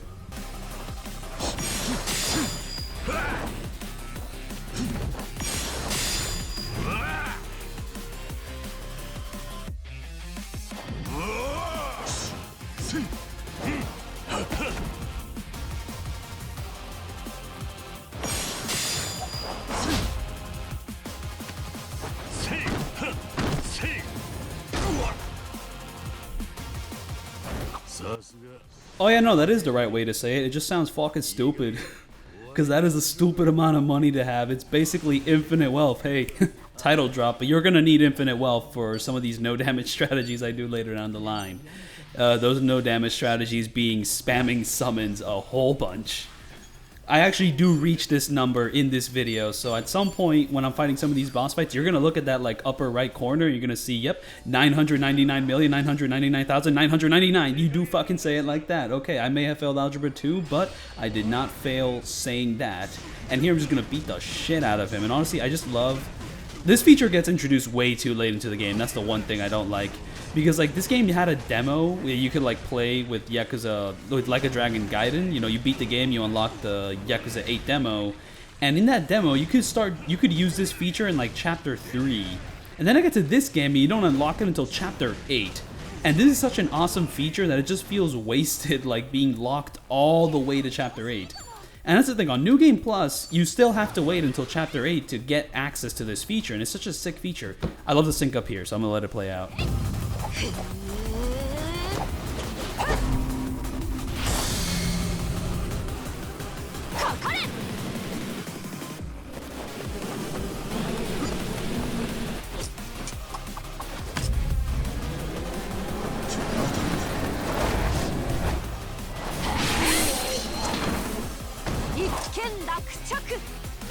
That is by far my favorite outfit for Saiko. It's a very cute outfit, and if you think I'm going to change it, you are crazy, alright? I'm not changing it to anything else. Like, what are we going to do? Well, am I going to make them wear the bikini or something? Like, no, we're not doing that, bro. Like, get the fuck out of here. Also, I have run out of things to talk about on my outline, though to be fair, most of the things I've kind of been spitting about have not been on the outline. I've just kind of been shooting off the roof. Just, you know, looking at what I'm looking at here. Yes, I did equip Kiryu with the tuxedo for this fight specifically. But yeah, no, it doesn't matter what class Saigo's gonna be, she's gonna be rocking this outfit from her karaoke song. Great karaoke song too. I mean, honestly, it's a bit weird that she makes out with herself, but whatever. It's like a metaphor for self-love or whatever, which she's gonna need a lot of it, the way the writers keep treating the romance between Ichiban and Saiko. Holy shit. I really hope that pays off in like a compelling fashion, but honestly, I just feel like they're making way too much of a joke of it right now. Like, honestly, it is interesting that they're exploring like Ichiban's like immaturity in a way where like, you know, he's actually like doing bad by other people, you know. It is a little bit easy to kind of get wrapped up in the whole idea that, you know, hey, he wants to be like Dragon Quest, you know, like there's nothing bad about that. He's just a little delusional, but some of these delusions can really strain his relationships. That's an interesting angle. It's just that I don't think the game actually fully commits to it.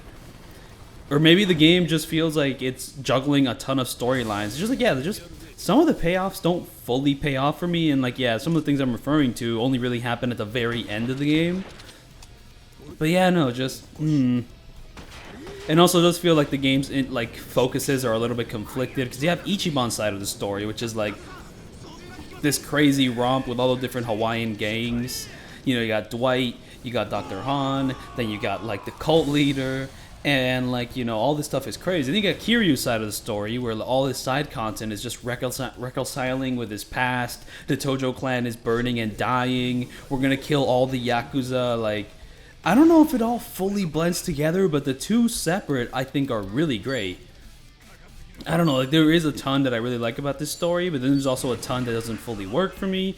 Though I still wouldn't say the story is bad by any means. Like, I think certain sections are very stupid, but for the most part, I'm still having a ton of, like, it's still a really engaging tale.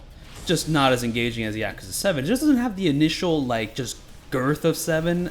I don't think girth is the right word, but 7, you know, it introduces Ichiban, you know, like, all the gangs in, like, in Jinsho. It just feels iconic, you know? And here, it's just, the iconism isn't as there as in 7, but it's really hard to top 7, because 7 just fucking went all out, you know, like, there's the gangs there's the end of the Yakuza. I mean, like, that chapter in 7 was so hyped, they made an entire game just to elaborate on it more, you know? But to be fair, that could also just be said that Yakuza 7 made a lot of swings that, you know, needed a lot more elaboration or whatnot. And now that we're on the topic of Gaiden, one thing which I really don't like about Yakuza 8, well, before I get to that, this heavy machinery fight is a lot easier than the one in Yakuza 7. Because I remember the one in Yakuza 7, I really had to plan out how to destroy those machines before they could do any of their dangerous attacks. While here, they have such little health that they just immediately go down. And it is a really good thing for no damage, though I guess for normal playthroughs, it is a little sad that the game doesn't really have that extra challenge when doing New Game Plus. It does kind of fizzle out because everything is pretty easy. Though for no damage, that just means that things are plausible but not too easy, you feel me? Well, you kind of understand where I'm getting at there. But yeah, one thing which I'm not a fan of is, okay, spoiler alert, I hate the way they handled Hanawa's death in this. Hanewa? I forgot how to say his name, but I really don't fuck with the way he died in this game, because it's like, Gaiden builds up this character, and he's a really good character in Gaiden. Like, honestly, very compelling, interesting relationship with Kiryu. The fact that he's fucking Morigana from, like, Yakuza 5 is so engaging. It's such an engaging idea. It's like, what the fuck? They just brought him back from the dead, because, like, he died off screen. You never saw him. So what, like, what sort of deal did he make to, you know, be here now? But then he pulls up at 8, and he just gets fucking murked, like, I forgot to say the word, unceremoniously. That is not how you say it. Just like a very serious. He just died. He just murked like a basic bitch, and it's just like, what the fuck? I mean, he took way more punishment in Gaiden. So like, he gets hit once in the face and gets shot once in the gut, and it's like he's down, or was it stabbed? I don't even fully remember, because like I'm blocking out just how bad his death is. And like him dying randomly in that one section is one thing, but then like immediately in the next chapter or so, when we have control of Kiryu, you know, Kiryu has like this whole side quest thing called the Remembrance stuff, where you go to a location and then you interact with that location, and then like you'll get this little text box like telling you about the past. And I really like this feature for the most part, but for some reason they decided to include Hanawa's death as one of these remembrance like events after he dies, and I just hate it. Because, like, you know, all these remembrance events have the same music, and the music is a little cheesy, which works for, like, these other events, which are more low-key. But for the death of, like, one of the major characters from Gaiden who had so much promise, it feels like such a fucking afterthought, you know? It's like, he just died, like, they just wasted him like that, and then you get this fucking after-school special, like, reminiscing about it. It's like fucking... And the worst part about it is that Gaiden set him up so well. Like a Dragon Gaiden, I damaged all the boss fights in that game, and I did commentary on it. And I do really regret my choice of words in calling the story a nothing burger. I mean, I still do kind of agree with that complaint, but I mean, nothing burger is like way too strong, given that that game has like a really great cast, just a lot of solid writing around, and it really gives you a great picture of like Kiryu's like mindset, his suffering. It's very compelling stuff. I miss Akame. It's sad that she doesn't pull up in this game. If we pull up to Sotenbori in one of the future games and she's not there, I am going to riot. She's such a dope character. Very, very fun. Like, I'm honestly, Kage and her should team up. That would fucking blow my mind. Like, Kage has not pulled up in this series in so long. I miss him. I miss that big dude. I hope he's not dead. But yeah, no. So for that game's story to be so good, and then for this game to come out and just murk him like that and just misuse him. It's such a misuse of the character. Like, they could have done so much with him. Like, this death doesn't really... Like, I mean, I do kind of like Yakuza 1 per se, because like a lot of characters do die in that game, and it kind of makes it feel like that game's story has consequences. But here, it just feels like a huge missed opportunity. Like, this is... It kind of reminds me of Daredevil Season 1. There's a certain character that gets killed in like Episode 8. And then like in seasons 2 and 3, they still kind of need that character, so they use another character to kind of fill the same role as him, even though they don't really have the same personalities. It just kind of feels like they needed to kill him off for shock value. But just like, it's such a shitty writing choice. And then like, you know, he dies, and then like the next thing you know, Kiryu's having a fucking Magic School Bus episode going, wow, I sure did like that guy. And it's just like, I hate it. I really do hate it. It was a terrible way to send him off, and it was such a fuck up. Honestly, it's a sort of fuck up where it's like I'm expecting in the next game for them to be like, oh, he magically comes back alive. He was just pretending to be dead. And frankly, that would be like the only time I would be happy to hear that, because these future games also have a tendency to just bring back characters who were probably very fucking dead. Kashiwagi is like the owner of that one bar in 7, and it's just like, yeah, I survived somehow. And then in 8, honestly, I didn't do all the side quests, so I don't know how they explain fucking Richardson surviving, falling off the fucking Millennium Tower, getting power bombed. So, but like here for Hanawa, honestly, it seems plausible, because how the fuck does he die? He probably has like a bulletproof vest under his suit or something. Like, why did he have to pretend to die? Did he stop his heartbeat with like a fucking fake death pill or something? I really hope so, because it's such a waste. Like, how the fuck is he Morigana? Like, why did he do that? Like, there's just so many questions up in the air. It's like, what the fuck? Like, what was he cooking?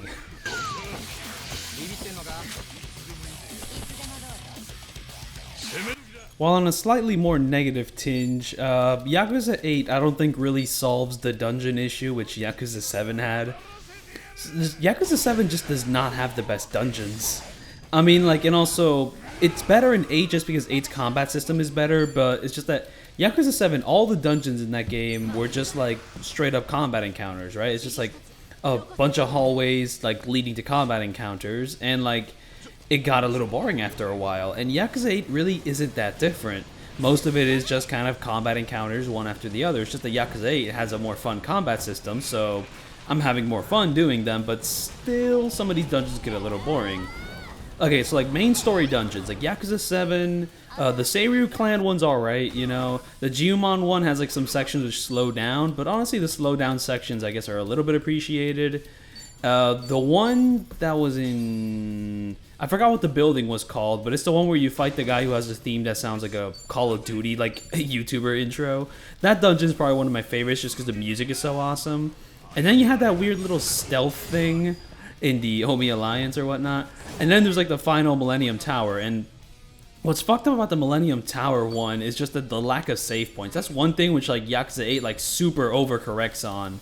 Like, Yakuza 8 is honestly a lot easier just because of that. Like, the true Millennium Tower in Yakuza 7 is such an insane challenge because you have to, like, fight, like, a fucking Shadow Tendo. And if you fail him, you have to, like, redo the entire level over again. Not much less if you fail the Amon or whatnot. So... Oh, okay. Ooh, I've been talking too much. Throat is a little scratchy, and I have no lemon drop tea. Actually, I have not drinking lemon drop tea in, like, what, forever? I've never drinking lemon drop tea. But yeah, no, then we get to Yakuza 8, and then the dungeons. Like, the main story dungeons are decently interesting. Honestly, the Barracuda one, the one before you meet Dwight, has some interesting little gimmicks. There was the laser part, really like that. But I'm talking about, like, the grind stuff, right? So you have the sewers in Yakuza 7. They're very boring. The music sucks. And it just is a grind. I mean, yeah, it is a grinding area, but what I'm saying is that it's a grind to go through it, and it's just super tedious. It's like Persona, but worse. Like Persona 3, but worse. At least Persona 3 has a somewhat interesting, like, setup. And the way it changes the environment throughout the game is really interesting. And hey, that Persona 3, like, remake came out recently, and it's gotten mixed reception. Some people are saying, you see, it is very new, so it's bad. And other people are saying, okay, so it's very new, so it's good. It seems like it would be fun to play, but I am playing a different JRPG, one which I think I like better than Persona 3. I definitely like this game better than the original Persona 3. I've played Persona 3, 4, and 5. And I say that I played the original Persona 3, and I really do mean the original, and it's because I thought like the FES version of the game, like the FES version, was like a European-only release that ran at 50 FPS, so I actually avoided it and like insisted on like emulating the original Persona 3, and well, that's how I did that. The only positive of doing that is that the opening for the game is the original Burn My Dread opening. It's not like that weird gameplay like collage which FES has, which I'm not a fan of. So that was one advantage of playing the original Persona 3, but besides that, not much. Also, for this fight specifically, you're going to see it in my gear at the end of the fight, but I specifically equipped my entire party with gas masks. So if you have 4 gas masks, you can actually just negate the poison room entirely. I was actually worried that wasn't going to work out, but no, it does work out. So, you know, there was a little challenge here which I thought was going to be impossible, but it wasn't impossible. I overcame it with smart decision making and just knowledge of items you can get in this game. Though, to be fair, I'm not sure if you can get 4 gas masks in one playthrough, because I mean I did 2 playthroughs and I got like a box which I'm pretty sure I got before in the previous playthrough, so who knows. But you need 4 gas masks in order to pretty much like no damage this room, because if you don't, it's impossible. You just get poisoned, and you know, once it's someone's turn, then they'll take poison damage.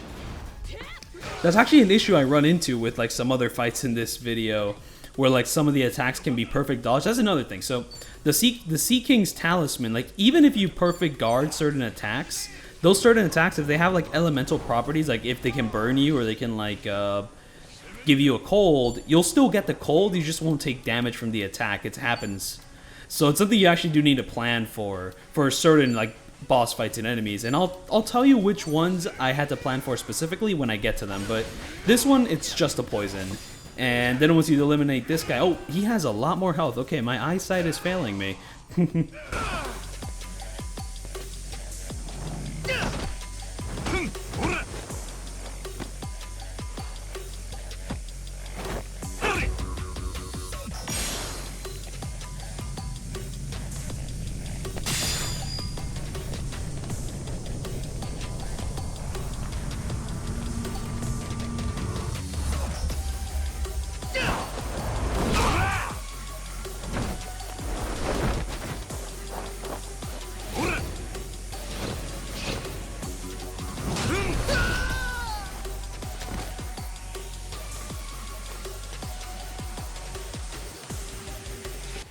But yeah, I guess to kind of like wrap up my previous point, the Hawaiian Haunt and like the Yokohama like Jinguan like dungeon or whatever are both very boring.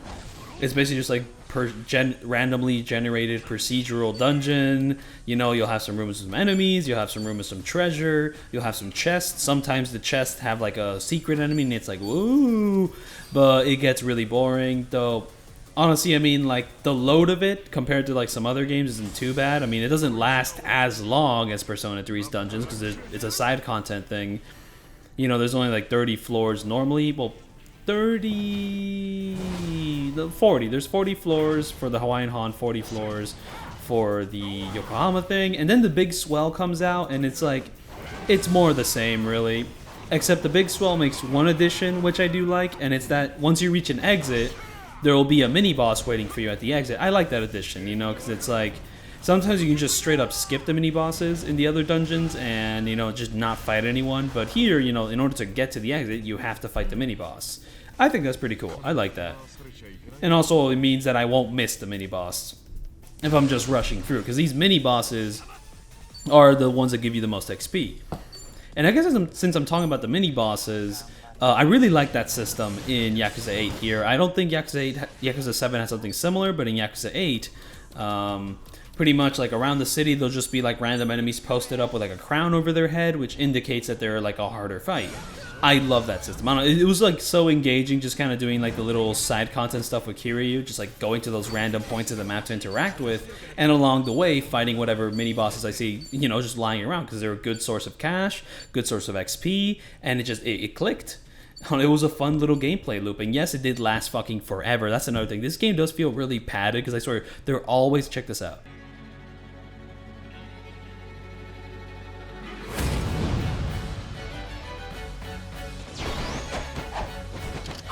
This is the most insane fight in the game, and I love it, but it worried me so much. Like, this seemed like the most impossible thing. This seemed like the most impossible thing to no damage. And it's definitely one of the harder fights in the game, but it was not impossible, and I figured it out. But basically, yeah, we need to like destroy these guys. We're gonna use our summons.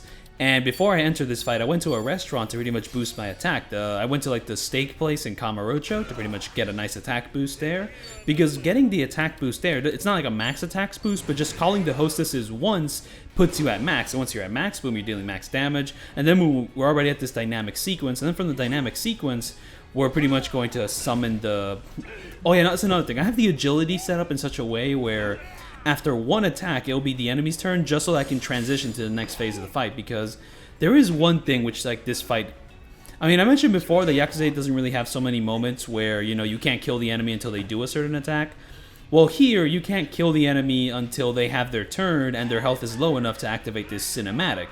So I had to do something funky where pretty much I needed to only have one turn, and for that one turn to pretty much be enough to put them at a critical state where they would transition to the next part. Because you can't kill them until you transition to the next part. So no matter how much damage I like lay onto them in that one turn, in like these 2 or 3 or 4 turns, it can't kill them until they have this little cutscene here. That's like the one like condition you need to meet. So as long as I'm able to meet that condition and then have enough turns in the next part to pretty much put them all at low health and in like a state where they'll activate their domain expansion, then that's pretty much... It was complicated getting there. And like the hardest part about it is Saejima, because Saejima has high defense and he's usually like has his guard up. Like Majima, he's weak to fire, so like Kiryu's like basic, you know, like enemy, you know, Dragon God attack does wonders against Majima. And Daigo just kind of takes it, so it does wonders against him as well. Like, see, I can summon Date. Date puts the hurt on Majima super hard, and Daigo gets hurt as well, but Saejima is the one that blocks against him a lot. So I kind of reach a point where, you know, I get to a point where like Daigo and Majima are at super low health and, you know, like really easy to take out, but then Saejima will be at like really high health and will do one of his attacks, which, you know, I really want to avoid. So instead, I kind of leave them at this state and instead decide, you know what, I need to focus all my damage on Saejima, and that's exactly what I do. So I go after him. But the thing about activating this super mode is that I swear I've gotten randomly clipped. I don't know why. I don't know if the other characters try to attack me or if it's like a collision thing where if Saejima's body bounces off the wall and like hits me, it might damage me by like 5 points. it just happened to me, and it's also happened to me in other fights, and I don't know exactly what causes it, but it's terrifying because, you know, it's like you're not fully safe when doing this. So, you know, just keep that in mind. You could get clipped somehow. I don't know exactly what clips you, but it's possible to get clipped. So yeah, like Majima, every time he's introduced, he has to do the doppelganger thing. You can take advantage of that, but you need to also pretty much set him up that, like, you know, that Saejima in that next turn is at low enough health that, you know, you don't end up having to... He doesn't do any of these moves. He just kind of does his whole domain expansion thing. And this domain expansion thing is like the coolest thing this fight could have done. It's insane. And also, it worried me a lot for no damage. She's like, oh, how am I going to no damage this? Thankfully, when you're in this combat style, your dodge has a lot of iframes, but, you know, just watch out, really do dodge. And thankfully, whenever you throw an enemy, it deals a ton of damage. At the very least, the way I'm set up, it does. And see, like, it's a little inconsistent whether the enemy will, like, land their attack or not when you spam attacks like that. So with Saejima there, I was playing it very risky. But, like, with Majima and Daigo, you know, because I'm really close to no damaging this fight, I play it a bit more safe, you know, because, like, I don't try to just lay into them too much because it is a little inconsistent. The only consistent thing you can really do is pretty much dodge their attack, grab, and throw them, because if you get too heavy with the attacks, like, they'll just stop being stunned by it and just hit you. Like, there is a way to stun lock them, but, like, I haven't really fully tested it out, and I'm just too scared to try it out, because, like, it's a tough fight enough, just, like, trying to get them to this state, and then once you're in this domain expansion thing, you need to, you know, stay on your toes here, you know. But now the fight's already won, as long as I don't fuck up the Daigo part.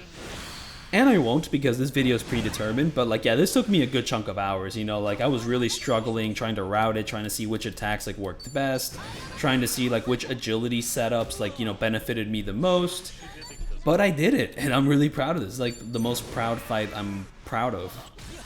And it's an amazing fight. Like, this is probably my favorite fight in the game. It's one of the best fights in the franchise, frankly. It's an incredible, just, like, when it comes to, like, a turn-based fight against these guys, this is it.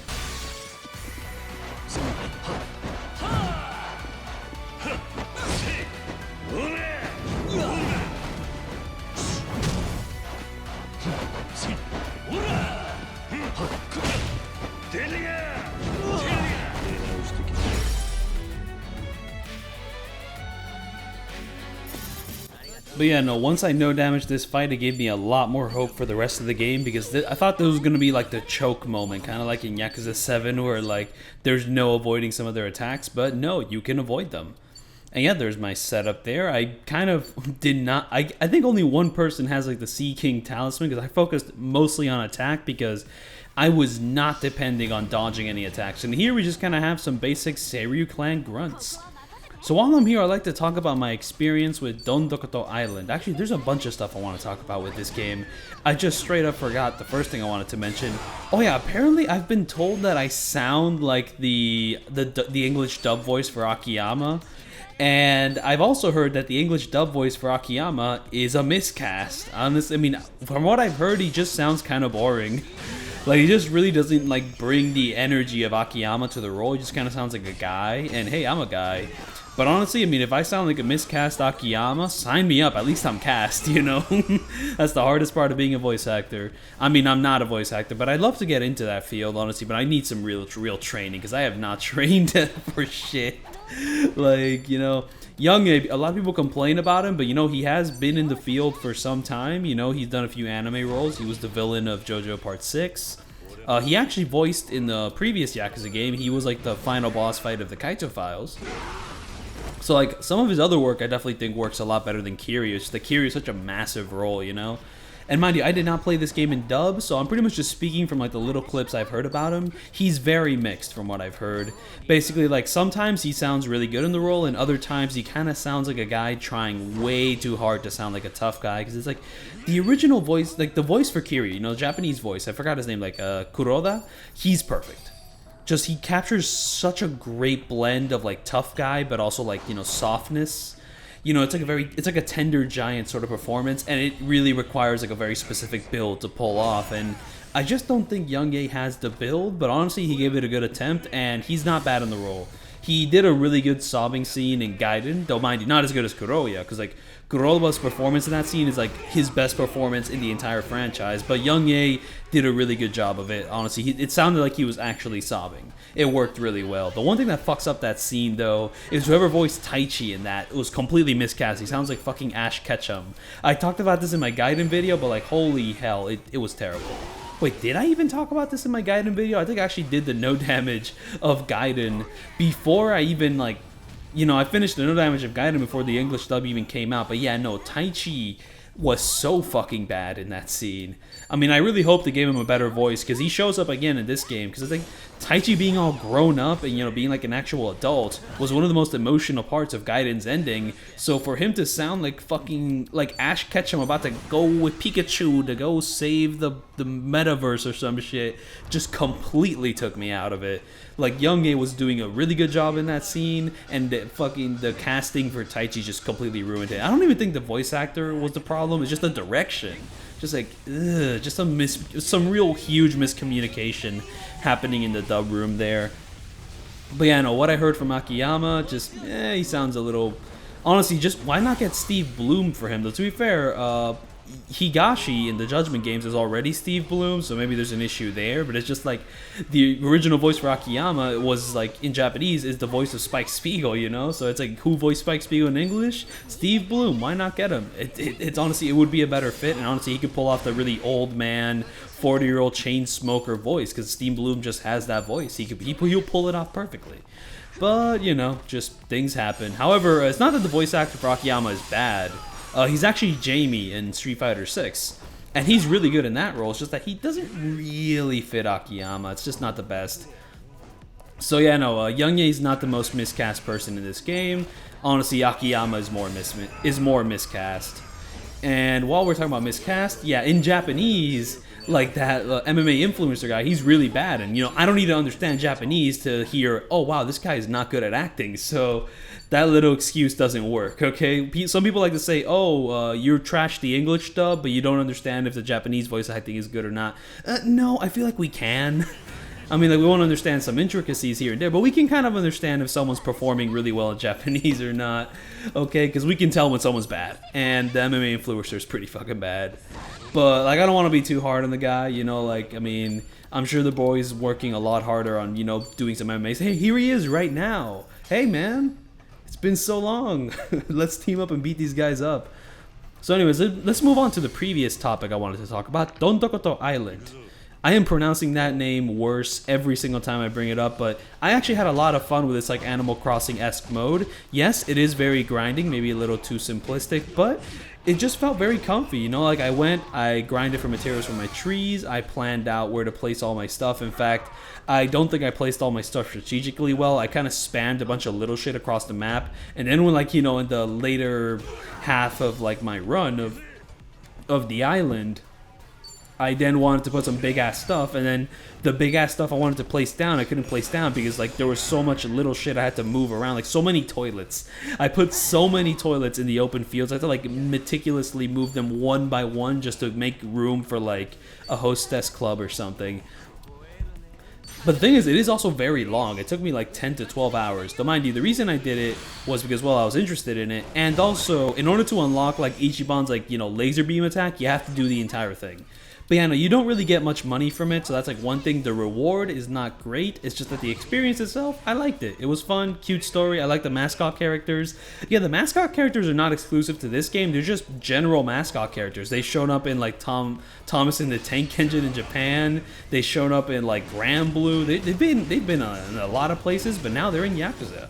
And here I'm about to go just ham on a Arai here. And speaking about Akiyama, here he is, his enemy from Yakuza 4, but also his homie.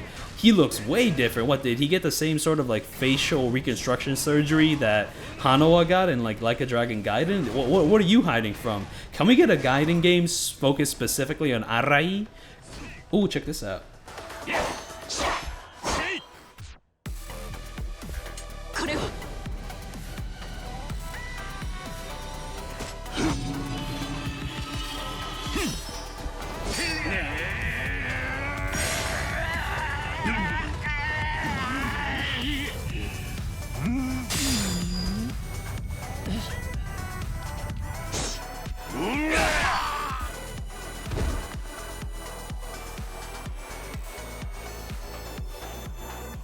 What? I didn't know Kiryu could teleport. What is that?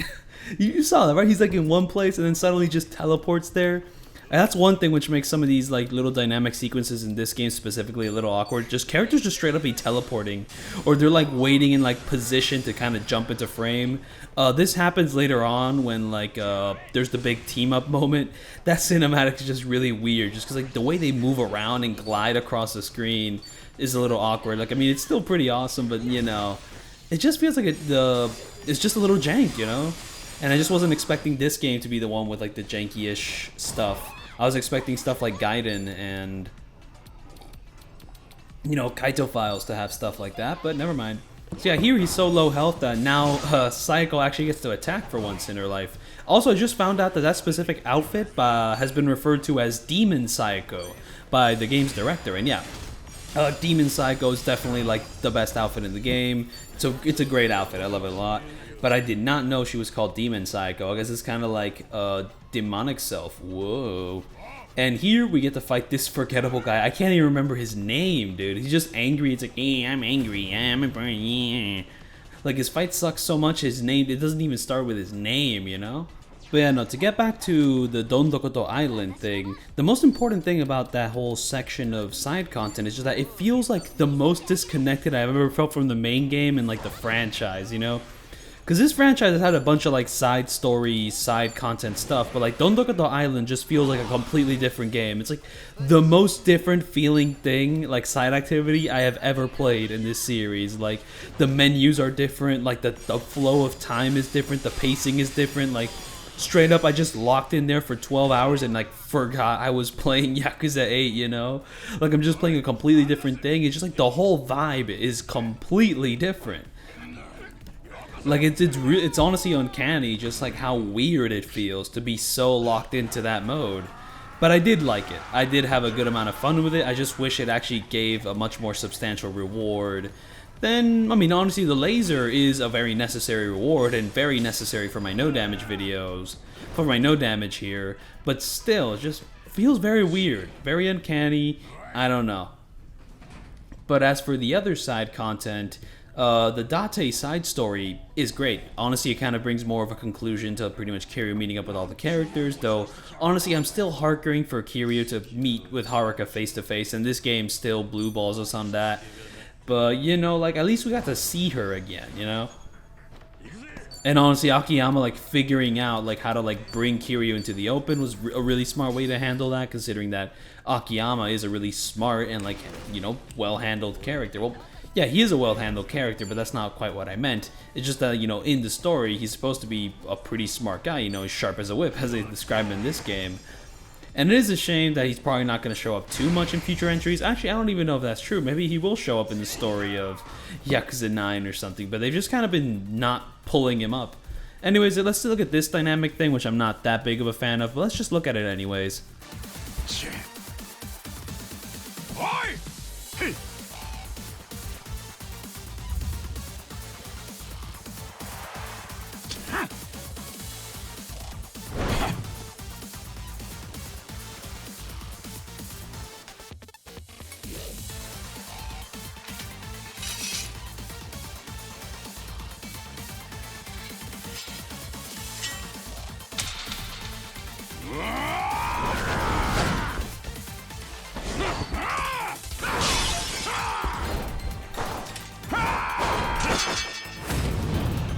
I hate the Foley work on that sword clash. Like, that is not the impact those swords should be making, especially a sword that big.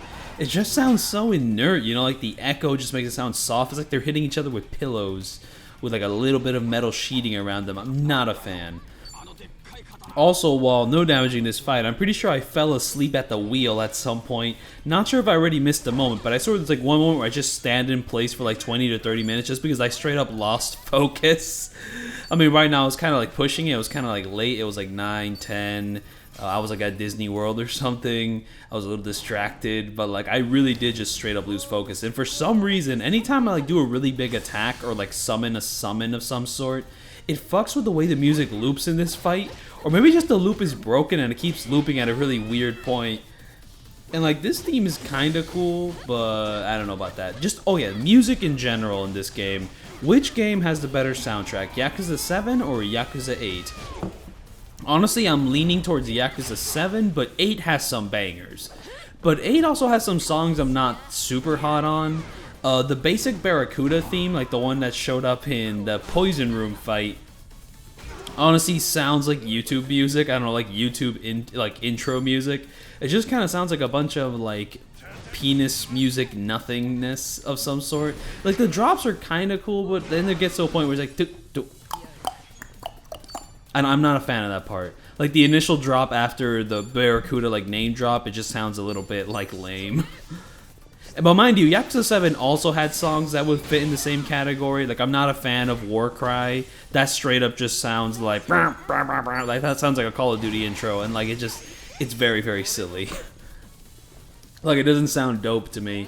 And yeah, Yakuza 7 also had that one theme that straight up just sounds like it's Gangnam Style in a certain section. So that was very silly. One, Yakuza 8.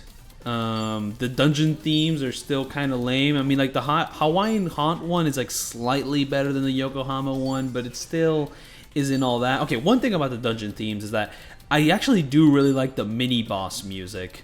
Like whenever you encounter an enemy with like a crown in the dungeon, no, I just like the mini boss music in general. It's not like dungeon specific. Like whenever you meet an enemy and they have a crown over their head and you fight them, like that theme just sounds really heavy. So yeah, here I think I fell asleep at the wheel specifically because I thought I thought I was gonna fail this fight because I didn't like set it up correctly. But blinding this enemy actually worked really well in my favor. Like none of my protagonists here, none of my like main cast here actually have any evasion boosts, but they're dodging his attacks just because he's blind. So that is one approach to exploit there. But now let's go into Big Dragon Mode, just beat the fuck out of this guy. Because, I mean, I don't think I've listened to, like, Yakuza 8 soundtrack in full. The Dondoko Island songs are very nice and peaceful. The Sujimon tracks, it has some pretty good ones here and there. I mean, and a couple of the boss fight themes are just incredible. Dwight's is pretty good. Dr. Han gets, like, one of the sickest themes in the game. Though, honestly, the lady, the little woman that sings or talks during that song kind of sounds like the Audio Jungle copyright woman. The one's like, Audio Jungle. It kind of sounds like that, but the theme is kick-ass. And, of course, Sawashiro has an insane theme. The theme against Majima, Daigo, and Saejima sounds like nothing else in the game, and it's incredible. Honestly, it reminds me a lot of the theme of the police guy in Yakuza 4. You know, it's very epic, it's very orchestral. It's just an incredible sounding song. I really love it a lot. As for other music in Yakuza 8, one thing which I'm not a fan of is, okay, so this game has an actual Amon fight, right? Like, wait, Amon shows up in Chapter 8, but that's more of a tutorial thing, just kind of to introduce the whole dragon, ignore turn-based combat mode. And it's just looping again. What the fuck? Like, what is wrong with you, man? Like, yo, fix your shit. But besides that, so there is actually an Amon fight, and it's all the way at the bottom of the Yokohama dungeon in this game. And for some reason, the Amon theme doesn't play during that actual Amon fight. And how the fuck did he miss that? It literally just went straight through him, but whatever. Big, no damage, I succeeded. We win, lame fight is over, we move on. Now, is this next fight gonna be better or not? I actually don't know specifically what fight comes after this one. It's like the beginning fight of Chapter 13, but what are we doing in Chapter 13? It's just a sick little intro for a very easy fight.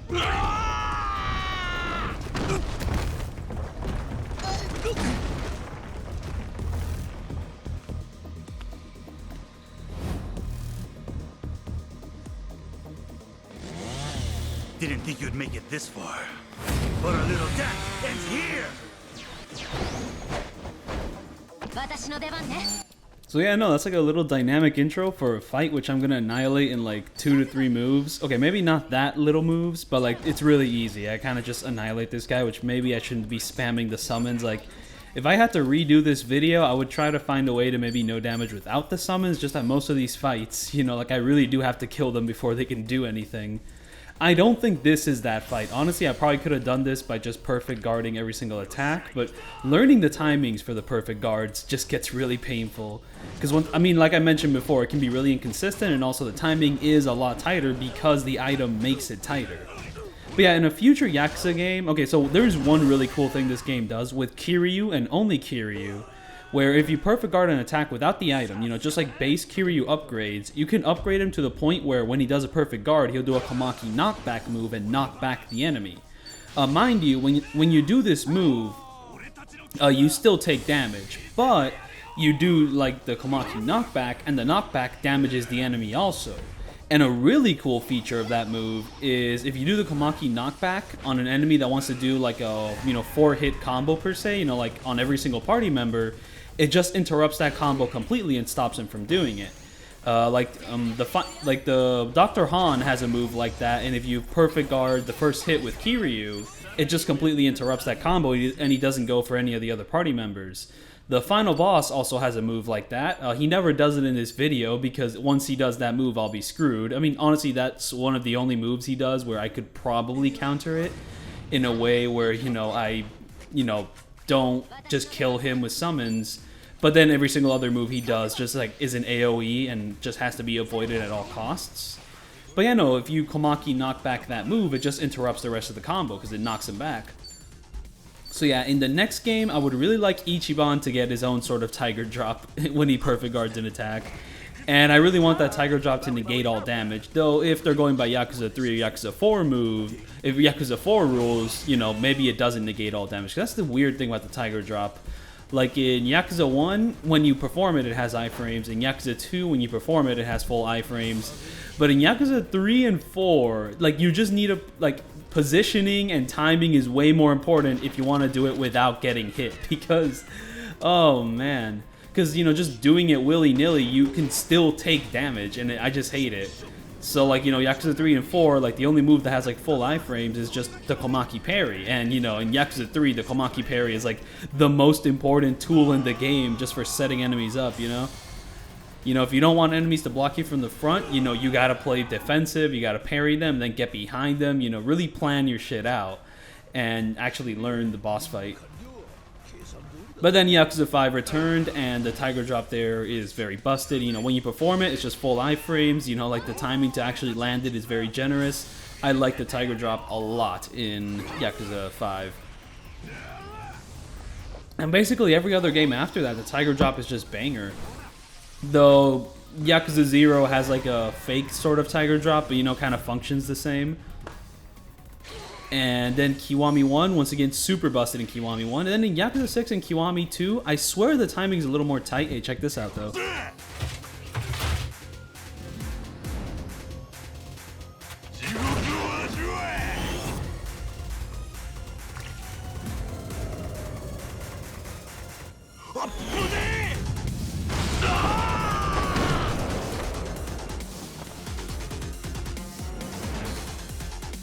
Oh yeah, like a week or two ago, I also saw the first Machete film. Well, I don't know if saw is the right word for it because I didn't finish it. It bored me too much, which is a little insane to say about a film where he has a machete and he machetes people all the time. But it's just like, okay, like the action is like a little bit sloppy, but honestly it's fun. He's like he fucking machetes people. Like the opening scenes are like really dope. But then the film really slows down and like they start talking and like, they keep talking and I'm like, wow, I really do not care. Like it got boring so fast. Like the action just wasn't frequent enough. Though that one scene where he uses like someone's organs, like intestines to like jump from one window to another was incredible. The rest of the movie, I was just kind of like, oh, okay. Like, I need to check out the more of Robert Rodriguez's movies because the only ones I've seen are like Spy Kids 3 and 4, Sin City, and Machete, right?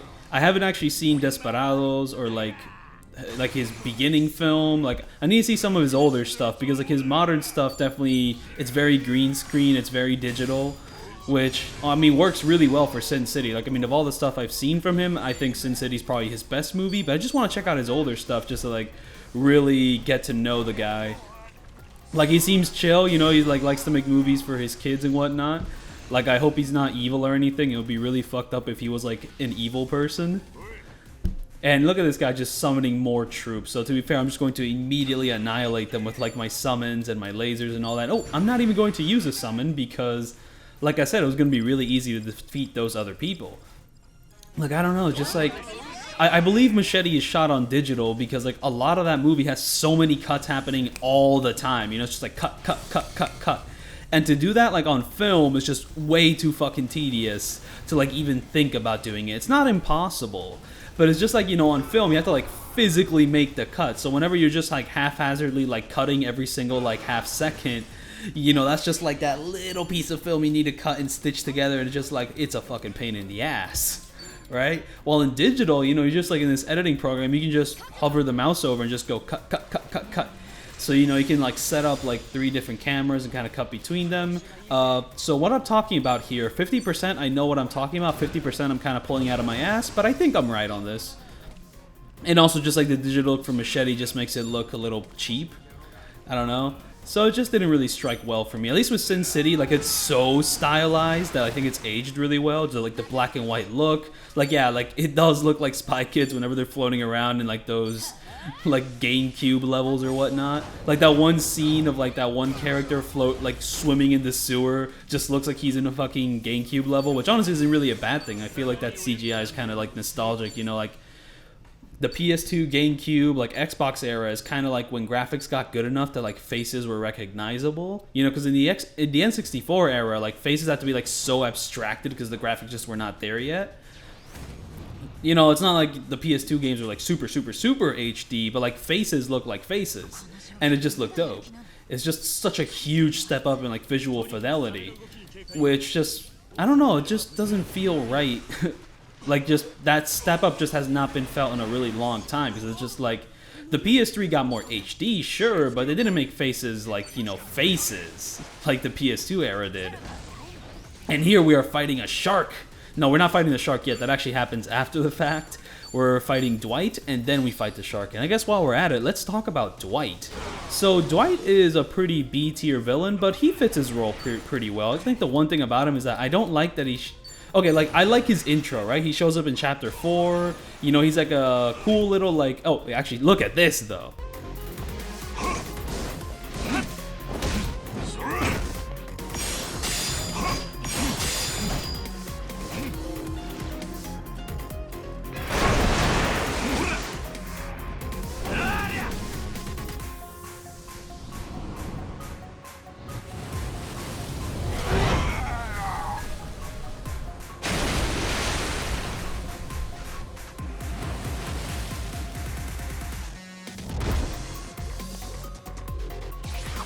But yeah, no, to get back to a previous point, how the fuck does any of that work? Like, when I was talking about like some of these dynamic sequences being like a bit janky and weird, this is like what I'm talking about. Like, first, okay, I love when the shark does that. He's just kind of like waving high. Very cute shark. But yeah, no, just how the fuck does any of that work? Like, it's like the timing's like a little bit off in that sequence. You know, when he's like hitting him with a machete, they just kind of do like this weird stop and start. Like, the flow is also like a little bit janky. Like the choreography of it all. You know, like he kind of tries to hit him 3 times. They kind of stop for a little bit. Then Ichiban like gets up and does like the little dance to, you know, throw him overboard. And when he throws him overboard, okay, there was like this one comment. That was a perfect guard timing, by the way. I had the Sea King Talisman equipped for Adachi specifically. I got really lucky there. If you don't dodge that attack, he just throws you to the sharks. It's awesome that he does that, but I dodged it. So it did require a little bit of skill to do that. I like that, but...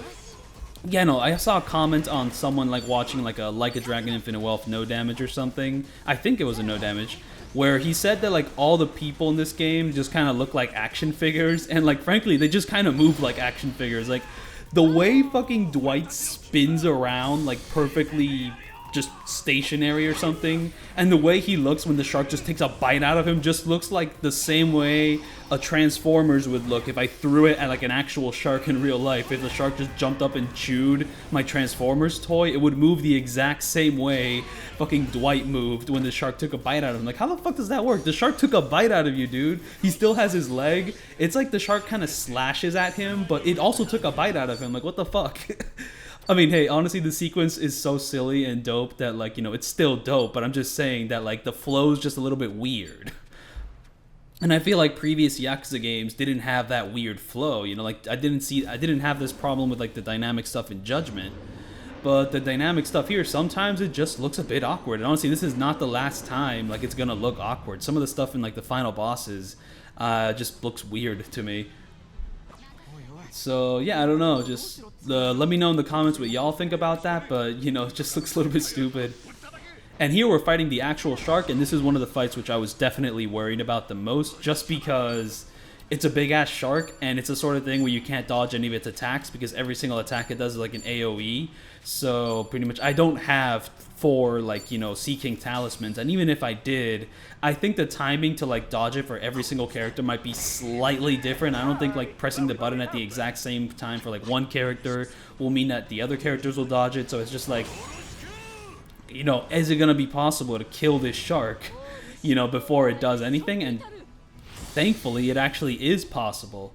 So yeah, the shark just does not have that much health. And to be fair, I did enter this fight with increased attack from a restaurant. Wait, did I do that? I'm pretty sure I did do that. Yes, I did, just so that I could be prepared to do like the big mega friendship move to really put him down.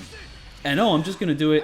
Oh yeah, the reason I do it now instead of later is because I actually cannot summon the hostesses to defeat the shark. There's like certain boss fights where certain summons just straight up don't work. I mean, I could summon like Kaoru. Kaoru can take on a shark, but Yuki, no, she can't be doing that. And while we're on the topic of Yuki, I do kind of miss her like style from Kiwami 2. I really like the pink glasses, like the pink coat. Though to be fair, she is working at a restaurant, so you know, different vibe. She's going for a different thing. But like I think that's probably like her best look, even though the Hostess Club in Kiwami 2 is probably my least favorite version of it. Okay, I don't know if I want to say that. I mean, like Yakuza 0, I definitely like prefer the vibe there. I mean, like the 80s vibe, while Kiwami 2 just kind of feels like a retread. Though the Kiwami 2 version of that Hostess minigame did introduce new additions to the gameplay that were appreciated, though it still wasn't very challenging. The Lost Paradise Hostess Club, I'm actually a big fan of. I kind of like how the extra challenge of it. Though the story of it, well, I played it in Japanese, so I don't know the story of it, but it probably is like less interesting than like the Yakuza 0 and Kiwami 2 version. And did the Hostess stuff like appear again after Lost Paradise? I feel like after Lost Paradise it was like way too played out. Like what came after Lost Paradise? What, like Judgment, Lost Judgment, Yakuza 7, Yakuza 8? Yeah, that was like the last time we ever really managed the Hostess Club, and frankly I'm happy with that. We don't need that to return, because I'm fine with like these games having like unique side content that isn't in any of the other games, you know, kind of gives them like a unique identity.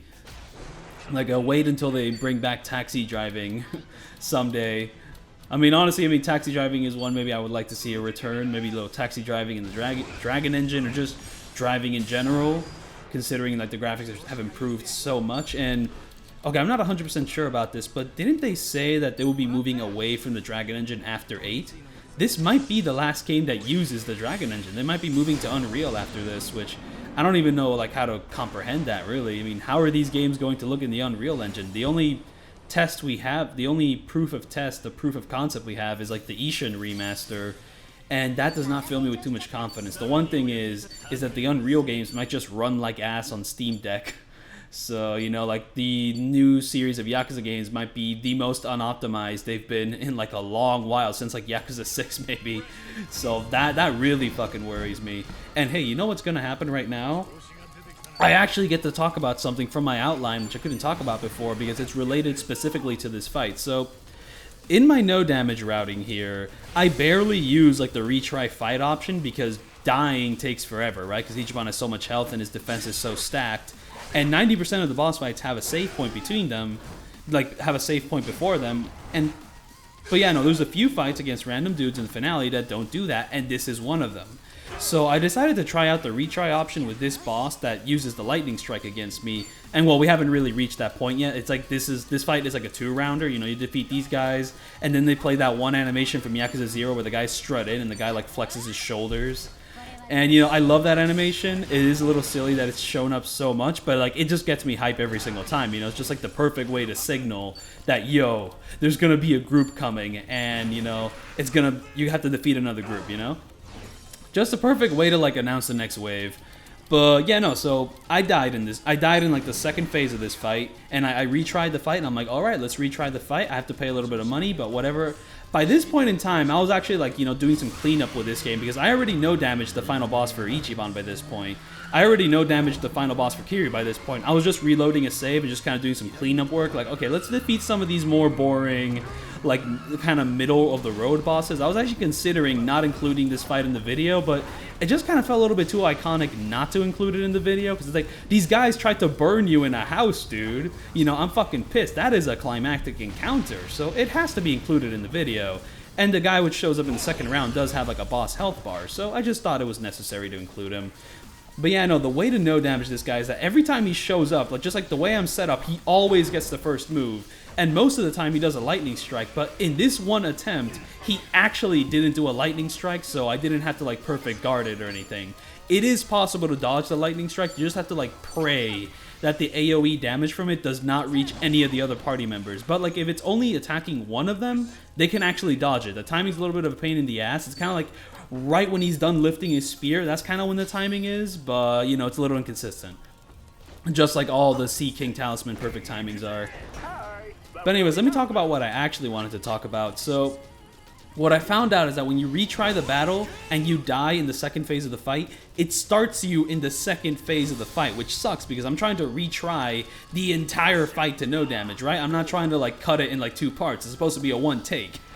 However, the good thing is that when you die, you also have the option to reload from the safe area before they put you into the house, which gets burned down. It's just a little bit weird. They don't put like a normal ass save point before like this boss fight. You know, there's no save point. There's only like a healing spot. So you can't reload a save. You just have to die. And then when you die, you have the option to pretty much reload from the safe area. It's just that there's no actual save point. The only save point that shows up is pretty much right after this fight and right after the fight which comes after this fight before you fight the giant squid. And thankfully, I'm very glad there's like a save point before you fight the giant squid. And spoilers, you're going to fight a giant squid after this fight and then the next fight after this fight.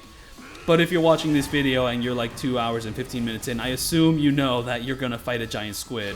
And I'm pretty sure the trailers have already spoiled that you fight a giant squid. So yeah, I am a broken record, you fight a giant squid. And speaking of broken records, I really like the kind of record player you have, like just a portable MP3 player you have. You can just kind of play a bunch of songs throughout the series. You can like customize it for like what sort of music you want to play while walking around the open world or whatnot. And the one song I kind of had on repeat is Honolulu City Lights. This is one of the best additions to the series in terms of karaoke. I love that song a whole bunch. It's like the city pop vibe is incredible. Like it's a great song in both Japanese and English. And yeah, no, in English they do still sing the songs. Young Ye's like singing abilities are very mixed. Sometimes he's really good with some of these songs. In some of these other songs, they put way too much auto-tune on him, kind of fucking him up. But Honolulu City Lights, very great song. And I guess like when I'm talking about the English dub, from what I heard, the actress which voices Chitose in this game is great. She's the same chick that does Majima in the Chainsaw Man dub. She voices Fuka in the Persona 3 Reload, like remake thing. And she also has, she's also like, I think Yuffie in Final Fantasy like 7 Rebirth. That's an insane fucking catalog. That's an insane fucking resume, right? 3 of like the biggest JRPGs coming out like this year. She gets to have a prominent role in all of them, dude. Like that's fucking insane. And she's really good in like everything she's done so far. So, you know, just fucking stacked resume so far. Just hitting it out of the park in all these roles. I mean, even just voicing Makima and fucking Chainsaw Man, that's a fucking insane role to land, don't you think? I mean, what do you do? I mean, I'd be surprised if someone disagrees with what I'm saying. I mean, you can like not like English dubs, that's fine, but like, I mean, I feel like she has a stacked resume, dude. There's like no way to argue against that. I guess I'm just kind of waiting to see what role she doesn't fit, because, you know, no matter how good an actor is, you know, they can always be miscast. Is there anyone who, like, doesn't fit? Is there anyone who breaks that? You know, is there anyone who's, like, perfect in every single role? I just feel like there's a certain point where, like, you get too old to play a young character. You know, you're just going to be miscast as a young character. But, like, what if they're, like, so innovative in the way they play a young character that you don't care? I mean, like, Twin Peaks, I mean, that's like all those characters, most of those characters are high schoolers, but none of the actors are high schoolers, if you get my drift. But to be fair, that's the correct way to do it, considering that Twin Peaks deals with some pretty heavy subject matter, like, you know, prostitution and all that. You don't want to put actual teenagers, like, role-playing that out. And, well, that's more prominent with stuff like Euphoria. You know, Euphoria's dealing with some real fucked up shit, drug addiction, fucking Sex Edition. What I actually haven't seen. I've seen Twin Peaks. I haven't seen Euphoria. But none of those actors in Euphoria are actually in high school. They're all adults. They just look like they are high schoolers. Or they can just pull off the vibe very well. Or at least the exaggerated vibe Euphoria goes to. Because, like, Euphoria, like, it is realistic in some senses. And then, like, in other senses, they're really playing up, like, the depravity of high schoolers and all that. Like, there's, like, you know, not all high schoolers are like that. Some high schoolers, they watch that show and they're like, what the fuck? I never did this. And, you know, maybe those people were losers and weren't with, like, the cool kids or whatever. But still, like, there's some shit in Euphoria that's just complete fucking fantasy. I'm not gonna lie to you. But it always depends from, like, experience to experience. Anyways, we're fighting a giant squid. I'll tell you, they never did this in Euphoria. Fucking Zendaya pulls up against a giant squid. What is she gonna do? Like, fucking shoot heroin at it or something? Like, what was she addicted to in Euphoria? I guess I'll have to see the show to find out. But my strategy here, the squid is definitely harder than the shark. And the reason is that I actually have to perfect guard a specific attack of this squid. And my gear setup for this fight is actually important, specifically for Chitose. Just like the way I set myself up in this fight is very important, because I am trying to bait out a very specific attack, and I need that very specific attack to hit one of my party members. And I need this attack to hit Chitose, and I need to perfect guard that attack. But I need to have, like, this certain item equipped that, like, negates colds, because even if you perfect guard that attack, she still gets a cold. And when it's her turn next turn, the cold will make her take damage. So you need to have the gear that pretty much, like, nullifies having a cold. And you need to perfect guard that attack, and the timing's a little bit of a pain in the ass. I couldn't get a good fix on it. But the good thing about that fight is I only needed to perfect guard once, and then the rest of the fight is just me killing this boss fight so hard that it dies before it can do anything else. Because that attack, you know, it only hits one party member, it's good, but a lot of the other attacks this guy can do, like, are pretty much like multi-hit, just like AoE, just destroys the entire party. Also, there's like this whole other thing where, like, this squid can fucking eat you, and you have to, like, fight out of its digestive tract, but that's only if you let the tentacles, like, you know, stay alive. And I never, even in my normal playthrough when I wasn't trying to no damage, I killed this thing so quickly that I killed the tentacles so quickly that they never got a chance to, like, you know, get one of my party members and eat it, you know? Fucking disgusting ass boss fight. And dude, down for the count, destroyed, but honestly, I love this lunacy. It's just like a level of craziness that just really fits this campaign. And I did mention that the dungeons were boring in this game, but one thing I gotta commend this game for is that Ichiban's final level is fantastic. You get to go to, like, you actually get to, like, visit this island, you know? Like, the story, it keeps hyping up this, look at this though.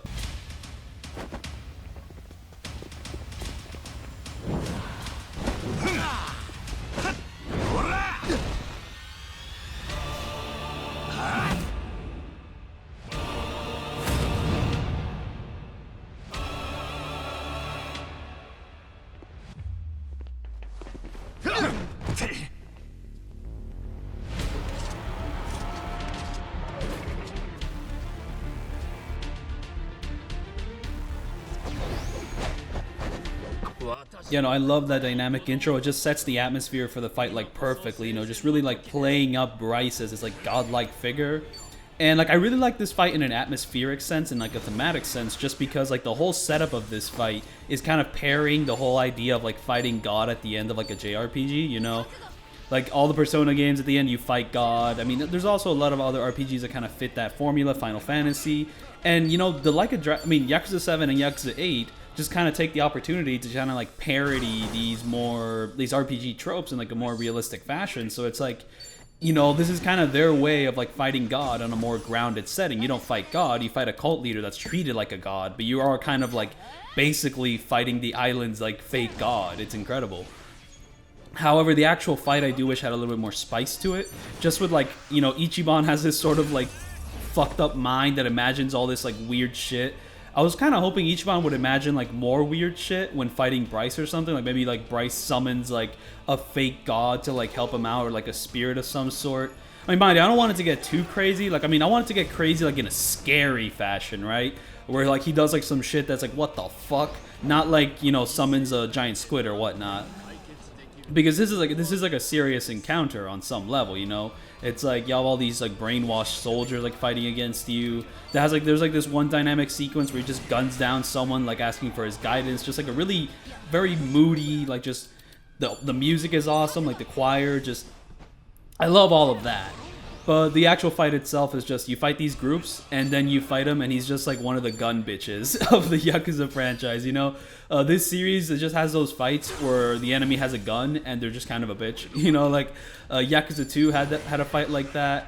Yakuza 3, he was not a bitch. He was an awesome fight. Yakuza 4 has like one of the worst gun bitches of all time. I mean, this series, the very first game, which, you know, got released, one of the final fights is fighting a gun bitch, Jingu. He's the original gun bitch. So to be fair, there was a gun bitch before Jingu. There was Arase, but I don't know if he really counts. I mean, he was a terrible fight in the original game. And he's better in Kiwami 1 just because you have more options.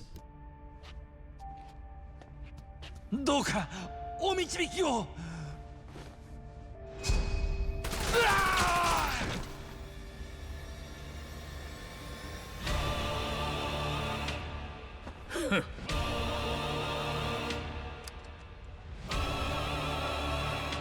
茶番は終わりだ。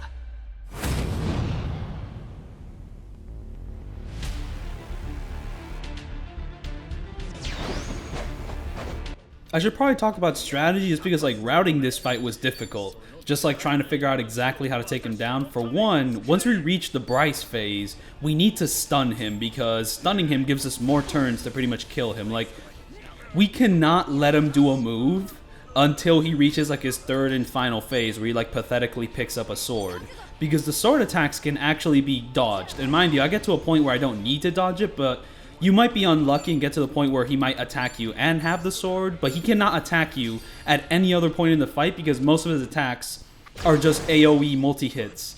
Honestly, like, the gun bitch boss fight definitely works in the turn-based format better just because fighting this guy in real time would probably just suck a ton of ass, while here, you basically just have to avoid the attacks or stun him before he can do any other attacks, and that's pretty much how the shit goes. And thankfully, he's weak to water. So we can use the best move in the game to pretty much like continuously deal immense damage to him. But one thing which makes this fight, like just kind of going through this fight harder, is that pretty much it has 3 phases, right? However, every time a new phase starts, whatever like stat boosts you like apply to your party just immediately go away. So like if you increase your attack and then the second phase starts, those attack boosts are just gone.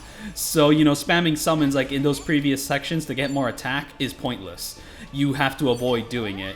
Because, you know, like, I mean, you'll get all those attack boosts and then you reach the Bryce phase and then they're just gone. You have to like get all those attack boosts again. So really, I'm only summoning the hostesses for this section in particular because summoning them beforehand is just completely pointless.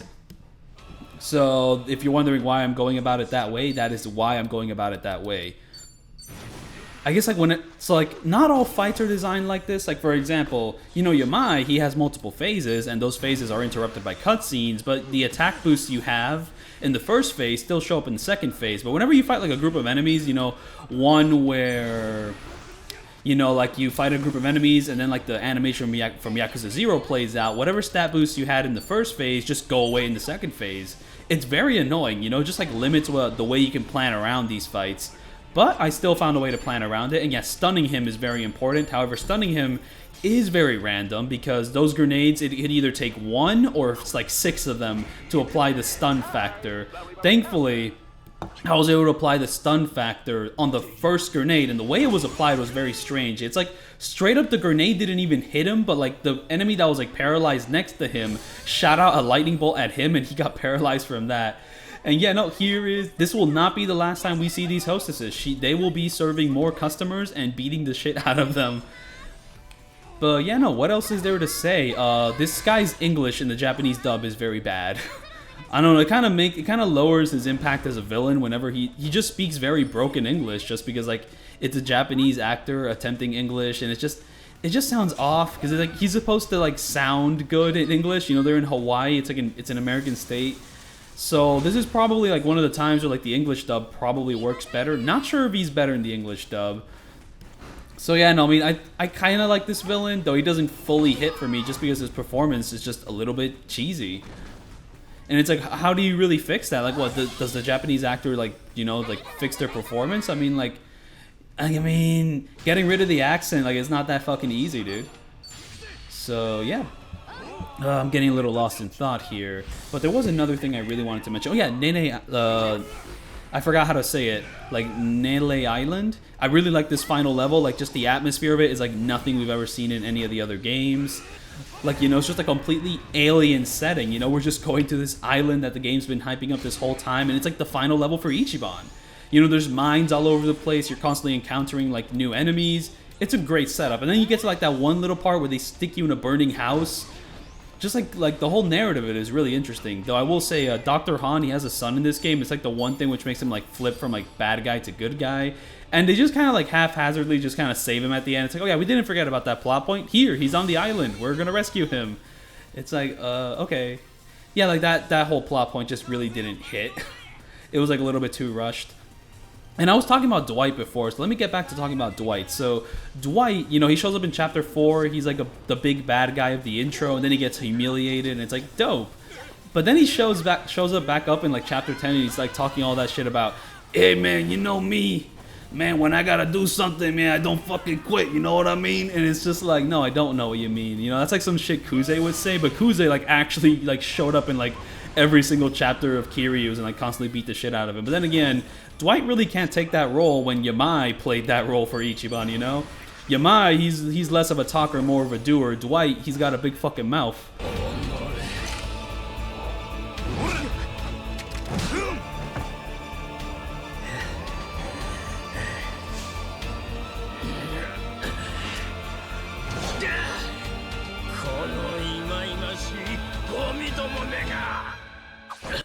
I read this somewhere, I'm not sure if it's true, but I believe Danny Trejo has like a clause in his contract that he can't, if he's gonna play a villain, he has to die as that villain.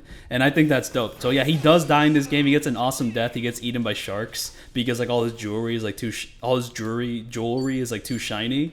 So yeah, no, just that's a fun clause to have in your contract, because there's like other actors which have clauses in their contracts where it's like, I can never be portrayed as losing in a fight. Like, I don't know, Dwayne "The Rock" Johnson has like a really weird clause where it's like, I can only take like a few hits to the face, like it was like a specific number, or he can't be like too evil. Like, I don't like when actors have clauses like that. Vin Diesel also has a clause like that. So, and Jason Statham also has a sort of clause like that. So, like, in fucking Fast and Furious 7, when Vin Diesel and Jason Statham, like, fight, like, neither of them can, like, really lose, per se. So, they go with this fucking cop-out of, like, you know, Vin Diesel fucking stomping on the ground, breaking the street apart so that they both fall through. It's like, you have to come up with the most stupid shit just to, like, honor the clause contracts of themselves. And it's just weird, because I like when heroes get the shit beaten out of them. It's kind of like what makes them like more memorable, you know? Like, why do they have to like play these tough guy personas like so hard? Like, you know, I'm watching John Wick 4 and fucking Keanu Reeves just gets fucking kicked down the stairs, and I'm like, fuck yeah, dude.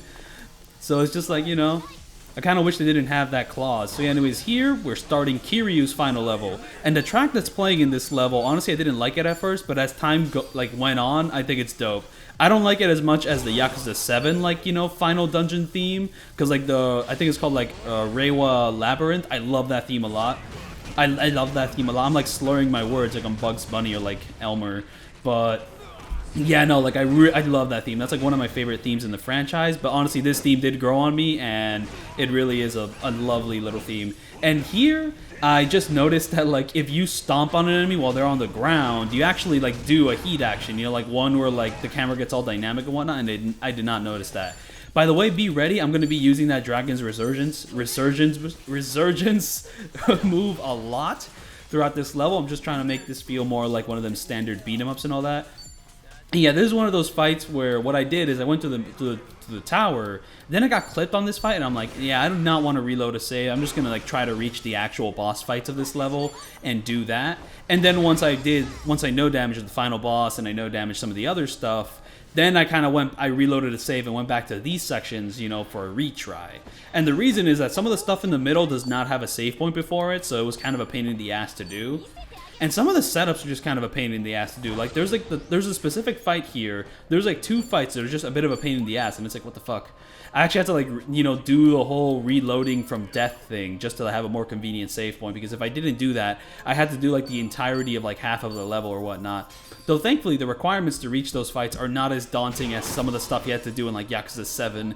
Good lord. I mean, even when Yakuza 8 is being like a little bit obtuse or just like a little bit hard, it's nowhere near as bad as some of the stuff that you had to go through to, you know, retry a fight in Yakuza 7. So I definitely appreciate that, though it was still a little bit annoying. And I guess let me talk about something else for now. So dungeons, the underground dungeons, those chests where sometimes you'll open and you'll get a mimic thing. On the Steam Deck specifically for me, whenever I tried to open a chest and it was like an evil chest, I could always tell because like the game would like freeze for longer. And I'm not sure if that happens on PS5. So honestly, like I was able to avoid like all the evil chests on my second playthrough just because like there was a tell, right? The game would like freeze for longer and I would know, oh, the game's trying to load like an actual fight when I open this chest. It's not going to be an item. Though on PS5, load times are probably so fast that maybe you can't tell the difference. But on Steam Deck, I just had the, you know, the luck of, you know, just having that little like telegraph beforehand.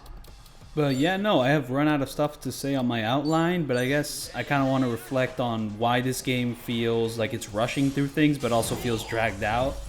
I mean, for one, the intro of the game I already mentioned before is like super long, but that's also kind of true of like most of these JRPGs of some sort.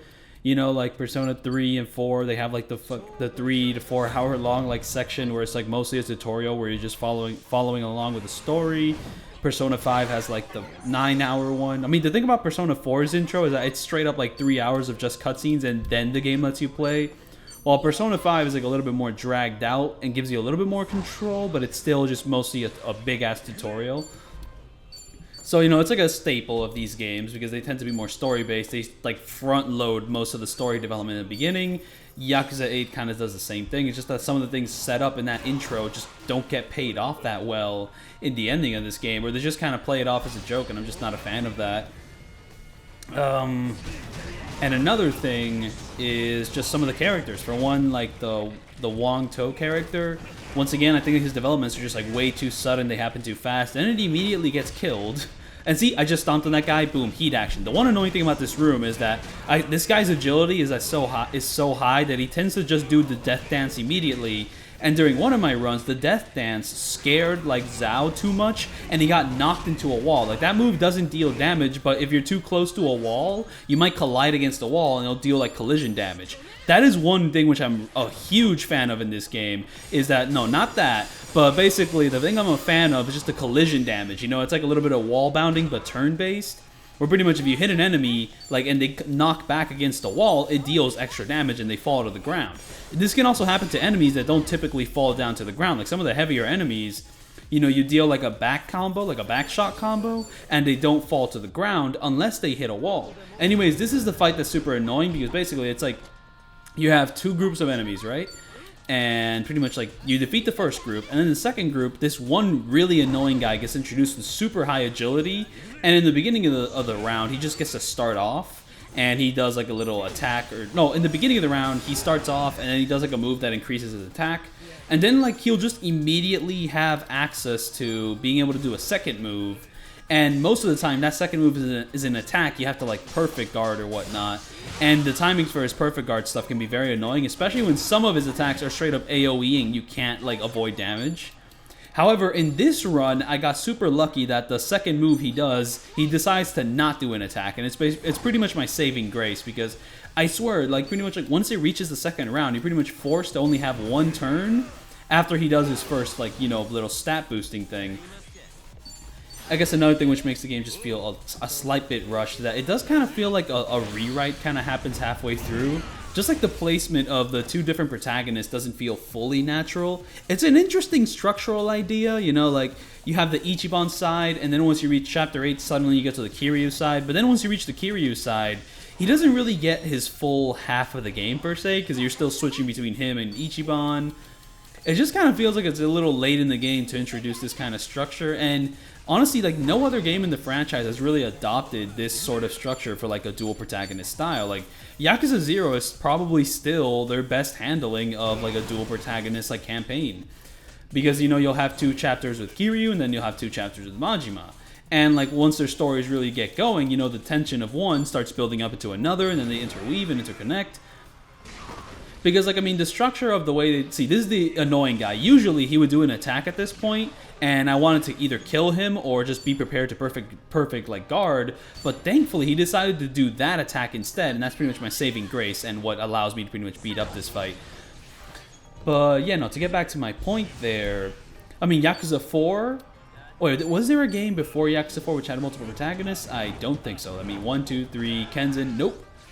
So yeah, 4 pretty much adopts the structure of, like, you know, each protagonist gets their own little campaign. You know, 4 chapters for Akiyama, 4 chapters for Saejima, 4 chapters for Tanimura, 4 chapters for Kiryu, and then like a little finale chapter, right? And that structure is fun. What's fun about that structure is that your protagonists get to level up really quickly. Like, honestly, just like the pace of like leveling up in Yakuza 4 and Yakuza 5 is very, very quick. So you can spend like 20 hours in the game, and then, like, you know, by the time you're done, you know, Akiyama is like mostly leveled up or whatnot. I do think the leveling up pace is slower in 4 than it was in 5, because I saw in 5 you move at like lightning speed with the upgrades, especially if you like invest a ton of time in the side content. 4 is a little bit slower, but still somewhat same philosophy and all that.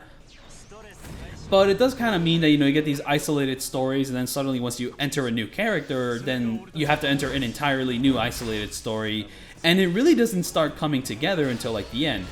Though, and like this is super apparent in Yakuza 5, especially when like most of these chapters are so divergent from each other. Though honestly, that's like a big appeal of that structure.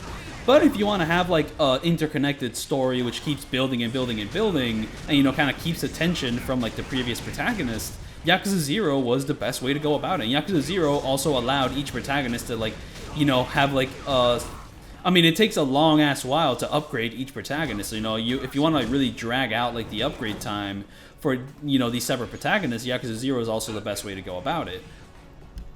So yeah, no, it is like fun that they kind of revisited the concept, except like in turn-based, but the structure is a little strange, and it also just kind of means that I swear this game never stops introducing side content. Also, I needed to hit a perfect guard there, or I would have been hit. So I was using the Sea King's Talisman, and I had to like pretty much avoid that attack. And honestly, I was just lucky that the way I like hit everyone when using the Dragon's Resurgence ability, I killed most of them, and then like Saejima killed most of them for me after the fact. Like, these guys don't deal that much damage, but you know what? Sometimes they come in clutch. And here I had to invite Akiyama because, like, dude, he is just as much as a bro as everyone else here. Like, he has to pull up. And, like, I do like that this game kind of acknowledges that Akiyama feels really hurt. He's like, dude, what the fuck? I thought I was your bro. Why didn't you invite me to help you out? He's like, Akiyama, dude, he, like, idolizes Kiryu. So it's like when Kiryu, like, just ignores him, he's like, dude, what the fuck? Why would you do that, man? So yeah, he had to come along for the ride. However, one thing I don't like is that his music interrupts the music of this section, which is awesome. This is an incredible theme, and it starts playing throughout the rest of the level. It's just like it's angelic. It gives me such a boost of dopamine in a good way, because sometimes boosting dopamine can be very shallow and like dumb. But like the boost here, like it's just like the history all coming together. Just dude, incredible theme, incredible theme.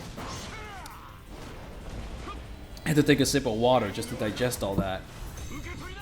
And, like, you know, whenever I end up doing my, to ruin the mood a little bit, whenever I have to end up doing my Roblox 8 video, I mean, I guess, like, the music of these summons is going to interrupt whatever music I added into those fights and all that. I wonder, if I turn off the music, does it turn off the music of those summons or not? Because in Yakuza 7, that was not the case. I turned off the music in that game, and it did not turn off the music of those summons specifically. But if it does, that would actually, I would thank them so much, because I would much prefer to edit my own music for that Roblox video compared to like whatever they were playing there.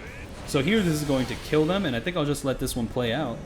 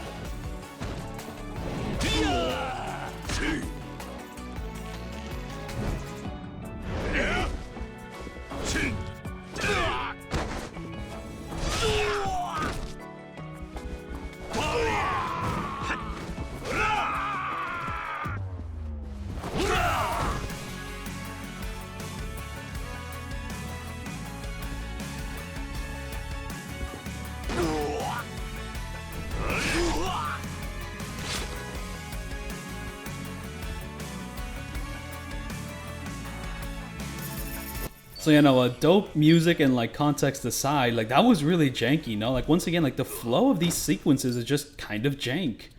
And it's just like you could see the enemies like teleporting into place out of nowhere. There I am, I'm retrying the fight pretty much to reload the checkpoint for this specific fight, because if I don't do that, I basically have to like redo the entire second half of the level every time I want to retry this fight. And this fight is tricky just because like these guys like always attack first the way my team is set up. Like maybe if I leveled everyone up to level 99, that wouldn't be the case, but since they're like slightly under leveled, these guys always get the first hit, and this guy's always going to do that, so you have to perfect parry that attack. And also hope that that attack doesn't have AoE properties. I'm not 100% sure if it does. I think it does. Like if there's another person way too close to you, they might get hit by it. But yeah, you have to perfect guard that attack, so the timing's a little weird. It's like right when the gun is pointing at you, like that's when you do it, not like when the yellow stuff comes out. It's like too late to perfect guard at that point. But yeah. Like I was saying, just like the flow of that sequence, like I mean it's still a dope sequence, but like it's just a little awkward. Like the way they move is a little bit janky. They kind of move like action figures, and then like the way like the stop and starts I'm not a fan of. Like it's a little bit more flowy than the previous one, but still like just like the way enemies slide around is like too floaty, especially the way Majima comes down on that guy on like the final section of that whole killing spree. The way he stabs him, it's like he's floating down from the air like Mary Poppins. I don't like it. I want there to be like a little bit more weight. And also the way with the enemies like teleporting all over the place, just the way Majima teleports like behind Saejima, like he literally was not in the air until Saejima like passed that specific section of air, and then Majima's just there. It just doesn't flow as nicely as I would like. It's just a little bit too awkward. And honestly, I don't know whether to blame the game or just the weird-ass resolution I'm playing at. Maybe like if I play this at like a more... I mean, I'm playing with like the whack-ass Steam Deck resolution of like 1280 by 800, which does... Maybe that fucks up the cinematic. You know, like maybe that resolution makes it seem like enemies are teleporting all over the place when... If you play at 6, I'm going to give it the benefit of the doubt and say maybe if you play at 16 by 9, you don't see those teleporting enemies, and it just seems like they're coming out of, you know, they're like coming in out of the frame. But, you know, like if someone could comment about that, that would be helpful. But yeah, no, just right now, it's very awkward, and I just not the biggest fan of the way it flows. It just kind of feels like this is a sort of mistake that would happen in like a lower budget game that they spent less time on, like the Kaito Files or Gaiden supposedly, because Gaiden also had some weird flow issues. Like the way the animations worked in that final boss. Gaiden has the best final boss in the franchise still. And I still think that the final boss here, once again, that character, Ebina, I also think like the full impact of his motivation doesn't really hit. I think he has a good motivation. It's very compelling. It's just that like, I feel like it should have had more time like developed towards it, because I just feel like it's a little bit too sudden. Everything just kind of hits nearly all at the end. And here I'm about to kill every single one of these enemies just like that. Boom, boom, boom with my melee strikes. Very, very nice. But yeah, no, like I do love that final boss fight in Gaiden. It's my favorite in the franchise. Though those little transitions, they're awesome, but like some of the animations could be a little bit clunky, just the way physics work. Anyways, I believe we are about to get a very cool little dynamic intro.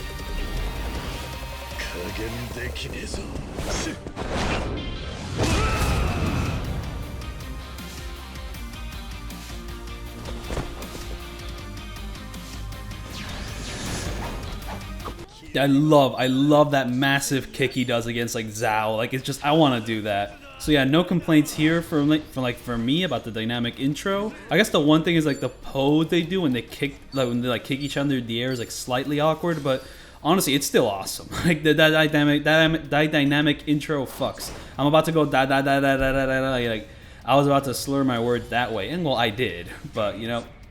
So strategy here is we need to stun this guy as soon as possible, because basically we do not want him doing any of his moves. In the second phase, we can allow him to do one move, and that move is basically just a healing thing. He, like, the first thing he does when he reaches the second phase is healing, but before then, we need to kill him. Because, like, I mean, I think one of the things he does in his phase could kind of be perfect guarded, but it requires, like, specific timing for all 4 protagonists, and it's just like, no, I'm not doing that. Okay? So we need to, like, have him stunned, paralyzed, and then once he's paralyzed, we need to take advantage of that. And this is where the RNG doesn't really play too well in my favor. In fact, during this attempt, I actually was not expecting to no damage him. I was expecting this to, like, not work maybe because I was, like, throwing so many grenades and none of them were stunning him. And I'm also doing this in the first phase of the fight because I swear in the second phase of the fight, he resists electricity. Like, he has 2 phases, and in each phase, he has different weaknesses and different resistances. So in this phase, he's like weak to swords. That's why I'm using Saejima to pretty much, like, deal as much damage as possible while also trying to electrocute him. He's also weak to electricity in this phase, so, like, he resists it in the second phase. So I'm not sure if he can be stunned in the second phase. Like, I don't know if, like, resisting electricity allows him to, like, nullify it. And it's like, here, you really have to, like, you know, be experimental or whatnot. You have to, like, continuously throw grenades to find this out even in the first phase. But yeah, in the first phase, he can be stunned, and you must stun him because really, like, you have to avoid that attack, and you need more turns to attack him because he does have a good chunk of health. Nothing ridiculous, honestly, nothing on the level of, like, as Tendo per se, but he has a fuck ton of health. And another thing to keep in mind is, actually, I forgot what I was going to mention to keep in mind, but yeah, like, that little pose they do in the dynamic intro, like the clashing at each other in the air, so that this series has done it so much, and they kind of have to, like, reinvent the wheel with it. So that's, like, what's a little awkward about it. They pretty much have to, like, find a new way for them to, like, kick each other in the air because, you know, Yakuza 3 did it, and Yakuza 3's version is so iconic. And then Yakuza 6 also did it, and Yakuza 6 had to do, like, a slightly different version, and it looked dope, dope there. And here they have to do it again, and honestly, it still looks dope. It's a dope thing to do. Though that Yakuza 3 one is just, like, the most iconic of all time. Though Yakuza 6, like, final dynamic, like, intro is fucking awesome. Just, like, the scale of it with everyone fighting at the same time, and then the final clash happening, I do love it for that. Even though the final boss of Yakuza 6 was honestly, like, a bit of a letdown. Like, I think Yakuza 8 just feels more climactic. Just, like, the fact that there's actual, like, dynamic stuff happening in the middle and the ending of this fight is dope. However, some of that dynamic stuff is a little bit awkward, like in the middle, and especially in the ending. I'm not really a big fan of that. And here I decided to have Shadow Dance for Kiryu, though every time you use, like, a move from, like, a different class in another class, you just use, like, the weakest weapon in the animations or something. I'm just wondering if, like, maybe in a future Yakuza game there's a way to, like, change that up so that I can use, like, the cool red swords, which are, like, the best weapon in the game for that class in particular, and it just looks sick as hell. And then boom, Ebina, you're gonna get hit with the hostesses, the classic Yakuza zeros, the zeros, or Kiwami Tuos. I mean, zeros implies 2 of them because there is 2 of them. No, it doesn't. I don't know what the fuck I'm spitting about now. This time I drink a normal amount of coffee, but after this video is done, I may drink a not normal amount of coffee. I've only had 1 cup of coffee, however it was 2 shots. The second cup might be 2 shots as well, but I might go for milk this time, because the first cup of coffee I drank did not have milk. I don't know, just, like, I've been getting more used to bitter coffees. Like, when coffee's, like, a little too sweet or flavored, it kind of throws me off a little bit. I can still fuck up, like, a flavored cup of coffee, but nowadays I definitely like a little bit more of a bitter temperament. I mean, I still like my milk, just, like, you know, bitter coffee with the milk. I can fuck with it. One thing is that if I'm eating donuts, I definitely want a more bitter coffee, you know? It's just like, if you're gonna eat something really sweet, the contrast of something really bitter, it just goes perfectly together. The whole the whole stereotype of cops, like, only drinking coffee and eating donuts, you know, they kind of had it made. You know, very sweet donuts, very bitter coffee. It fucks.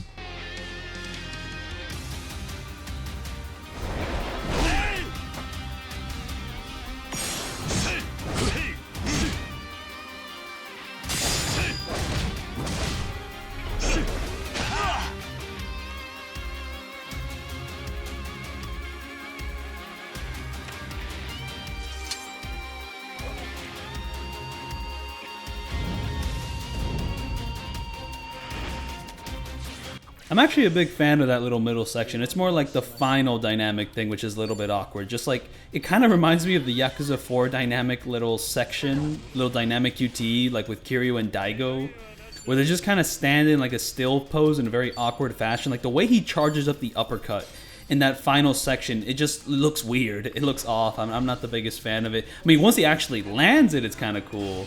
But then, like, the aftermath is a little silly, too, with, like, the way he's, like, flying back. He has, like, his mouth agape in a really silly fashion. Like, oh, ah. And then Kiryu just kind of, like, holds on that pose. Like, they really do move like action figures.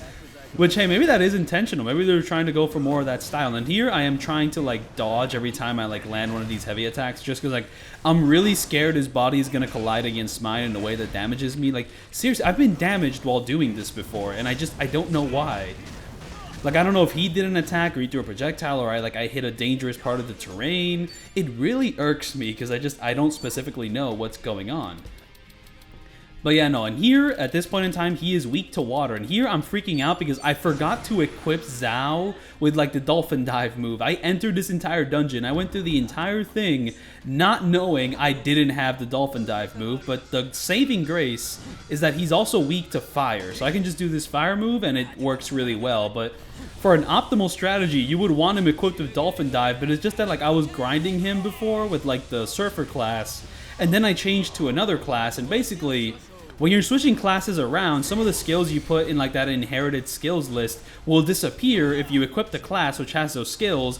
But then I switched back to the class which didn't have those skills, and I did not re-equip the dolphin dive. So, you know, big mistake on my part. Here this gets a little bit scary because he did 2 moves in quick succession, but one of those moves, he was paralyzed. The next move, he does his healing factor. So basically, just be very, very thankful that I actually paralyzed him. So yeah, paralyzing him is the most important thing to do at that point in time. So wait, there was something else I wanted to say, I forgot, but there's only like 5 minutes left of this video, and here I'm about to let this animation actually play out in full, because, you know, at this point, why not? Though it is very silly to have this goofy-ass, like, J-pop dude, or J-rock, perhaps, just going ham on the final boss, but he is the summon which, you know, deals water damage. And at this point in time, I actually have not unlocked all the summons in the game. There's a few that I'm missing. In fact, I believe I summoned the babies at some point, the man babies at some point, and I never mentioned it. I was too busy talking about something else. I mean, it was during that whole Seiryu clan, Tojo clan section. Oh yeah, one thing I do really like about the story is the one part where they just burned the Tojo clan. Like, that really does feel like the end of an era. Like, we're never gonna go back to it. Like, it made me a little bit sad, because it's like, damn, we really did just, the Tojo clan's burned down. Like, shit, that really does feel like we're marking a finale to, like, this section of the series. Just, I think it's an incredibly, like, powerful moment. It's like, holy shit, we're really doing this. But yeah, another thing I wanted to mention, I really don't know. We're about to reach the end of the video, and honestly, once we reach the little dynamic intro section, I might just stop talking. So I don't know whether to give my condolences here. Maybe I should just start giving my goodbye speech here. Yeah, no, thank you so much for watching my Like a Dragon, Infinite Wealth, all boss fights. Well, let me say the full title. Thank you so much for watching my Like a Dragon, Infinite Wealth, Legend, No Damage, all boss fights commentary video. Oh, wait, am I gonna kill him that soon though? I feel like there's gonna be some cutscenes left. Maybe like this next thing Kiryu does will be the thing that really puts the nail in the coffin before he puts a nail into his ribs. And there, boom, I'm just continuously boosting my attack because, well, that is important. Yeah, I feel like one dolphin dive move might be enough to put him like on death's row. Yeah, but thank you so much for watching my video. I do plan on making a separate, oh, I actually do a little taunt here. I do this move, like Saiko's like ultimate move is the worst one for no damage, considering it deals no damage and it heals you, but I never need a heal because, you know, I always have full health. But one final taunt before, you know, transitioning to beating this final boss, which was a lot easier than I was expecting. But yeah, thank you so much for watching the video. I do plan on making a separate video tackling all the underground boss fights like Onomichio, Amon, and everyone in the Big Swell. That will be its own separate video. I hope I can do it easily, but thank you so much for watching, and I will see you all then for the next part of this, well, for my next No Damage. Yep, I'll be signing off.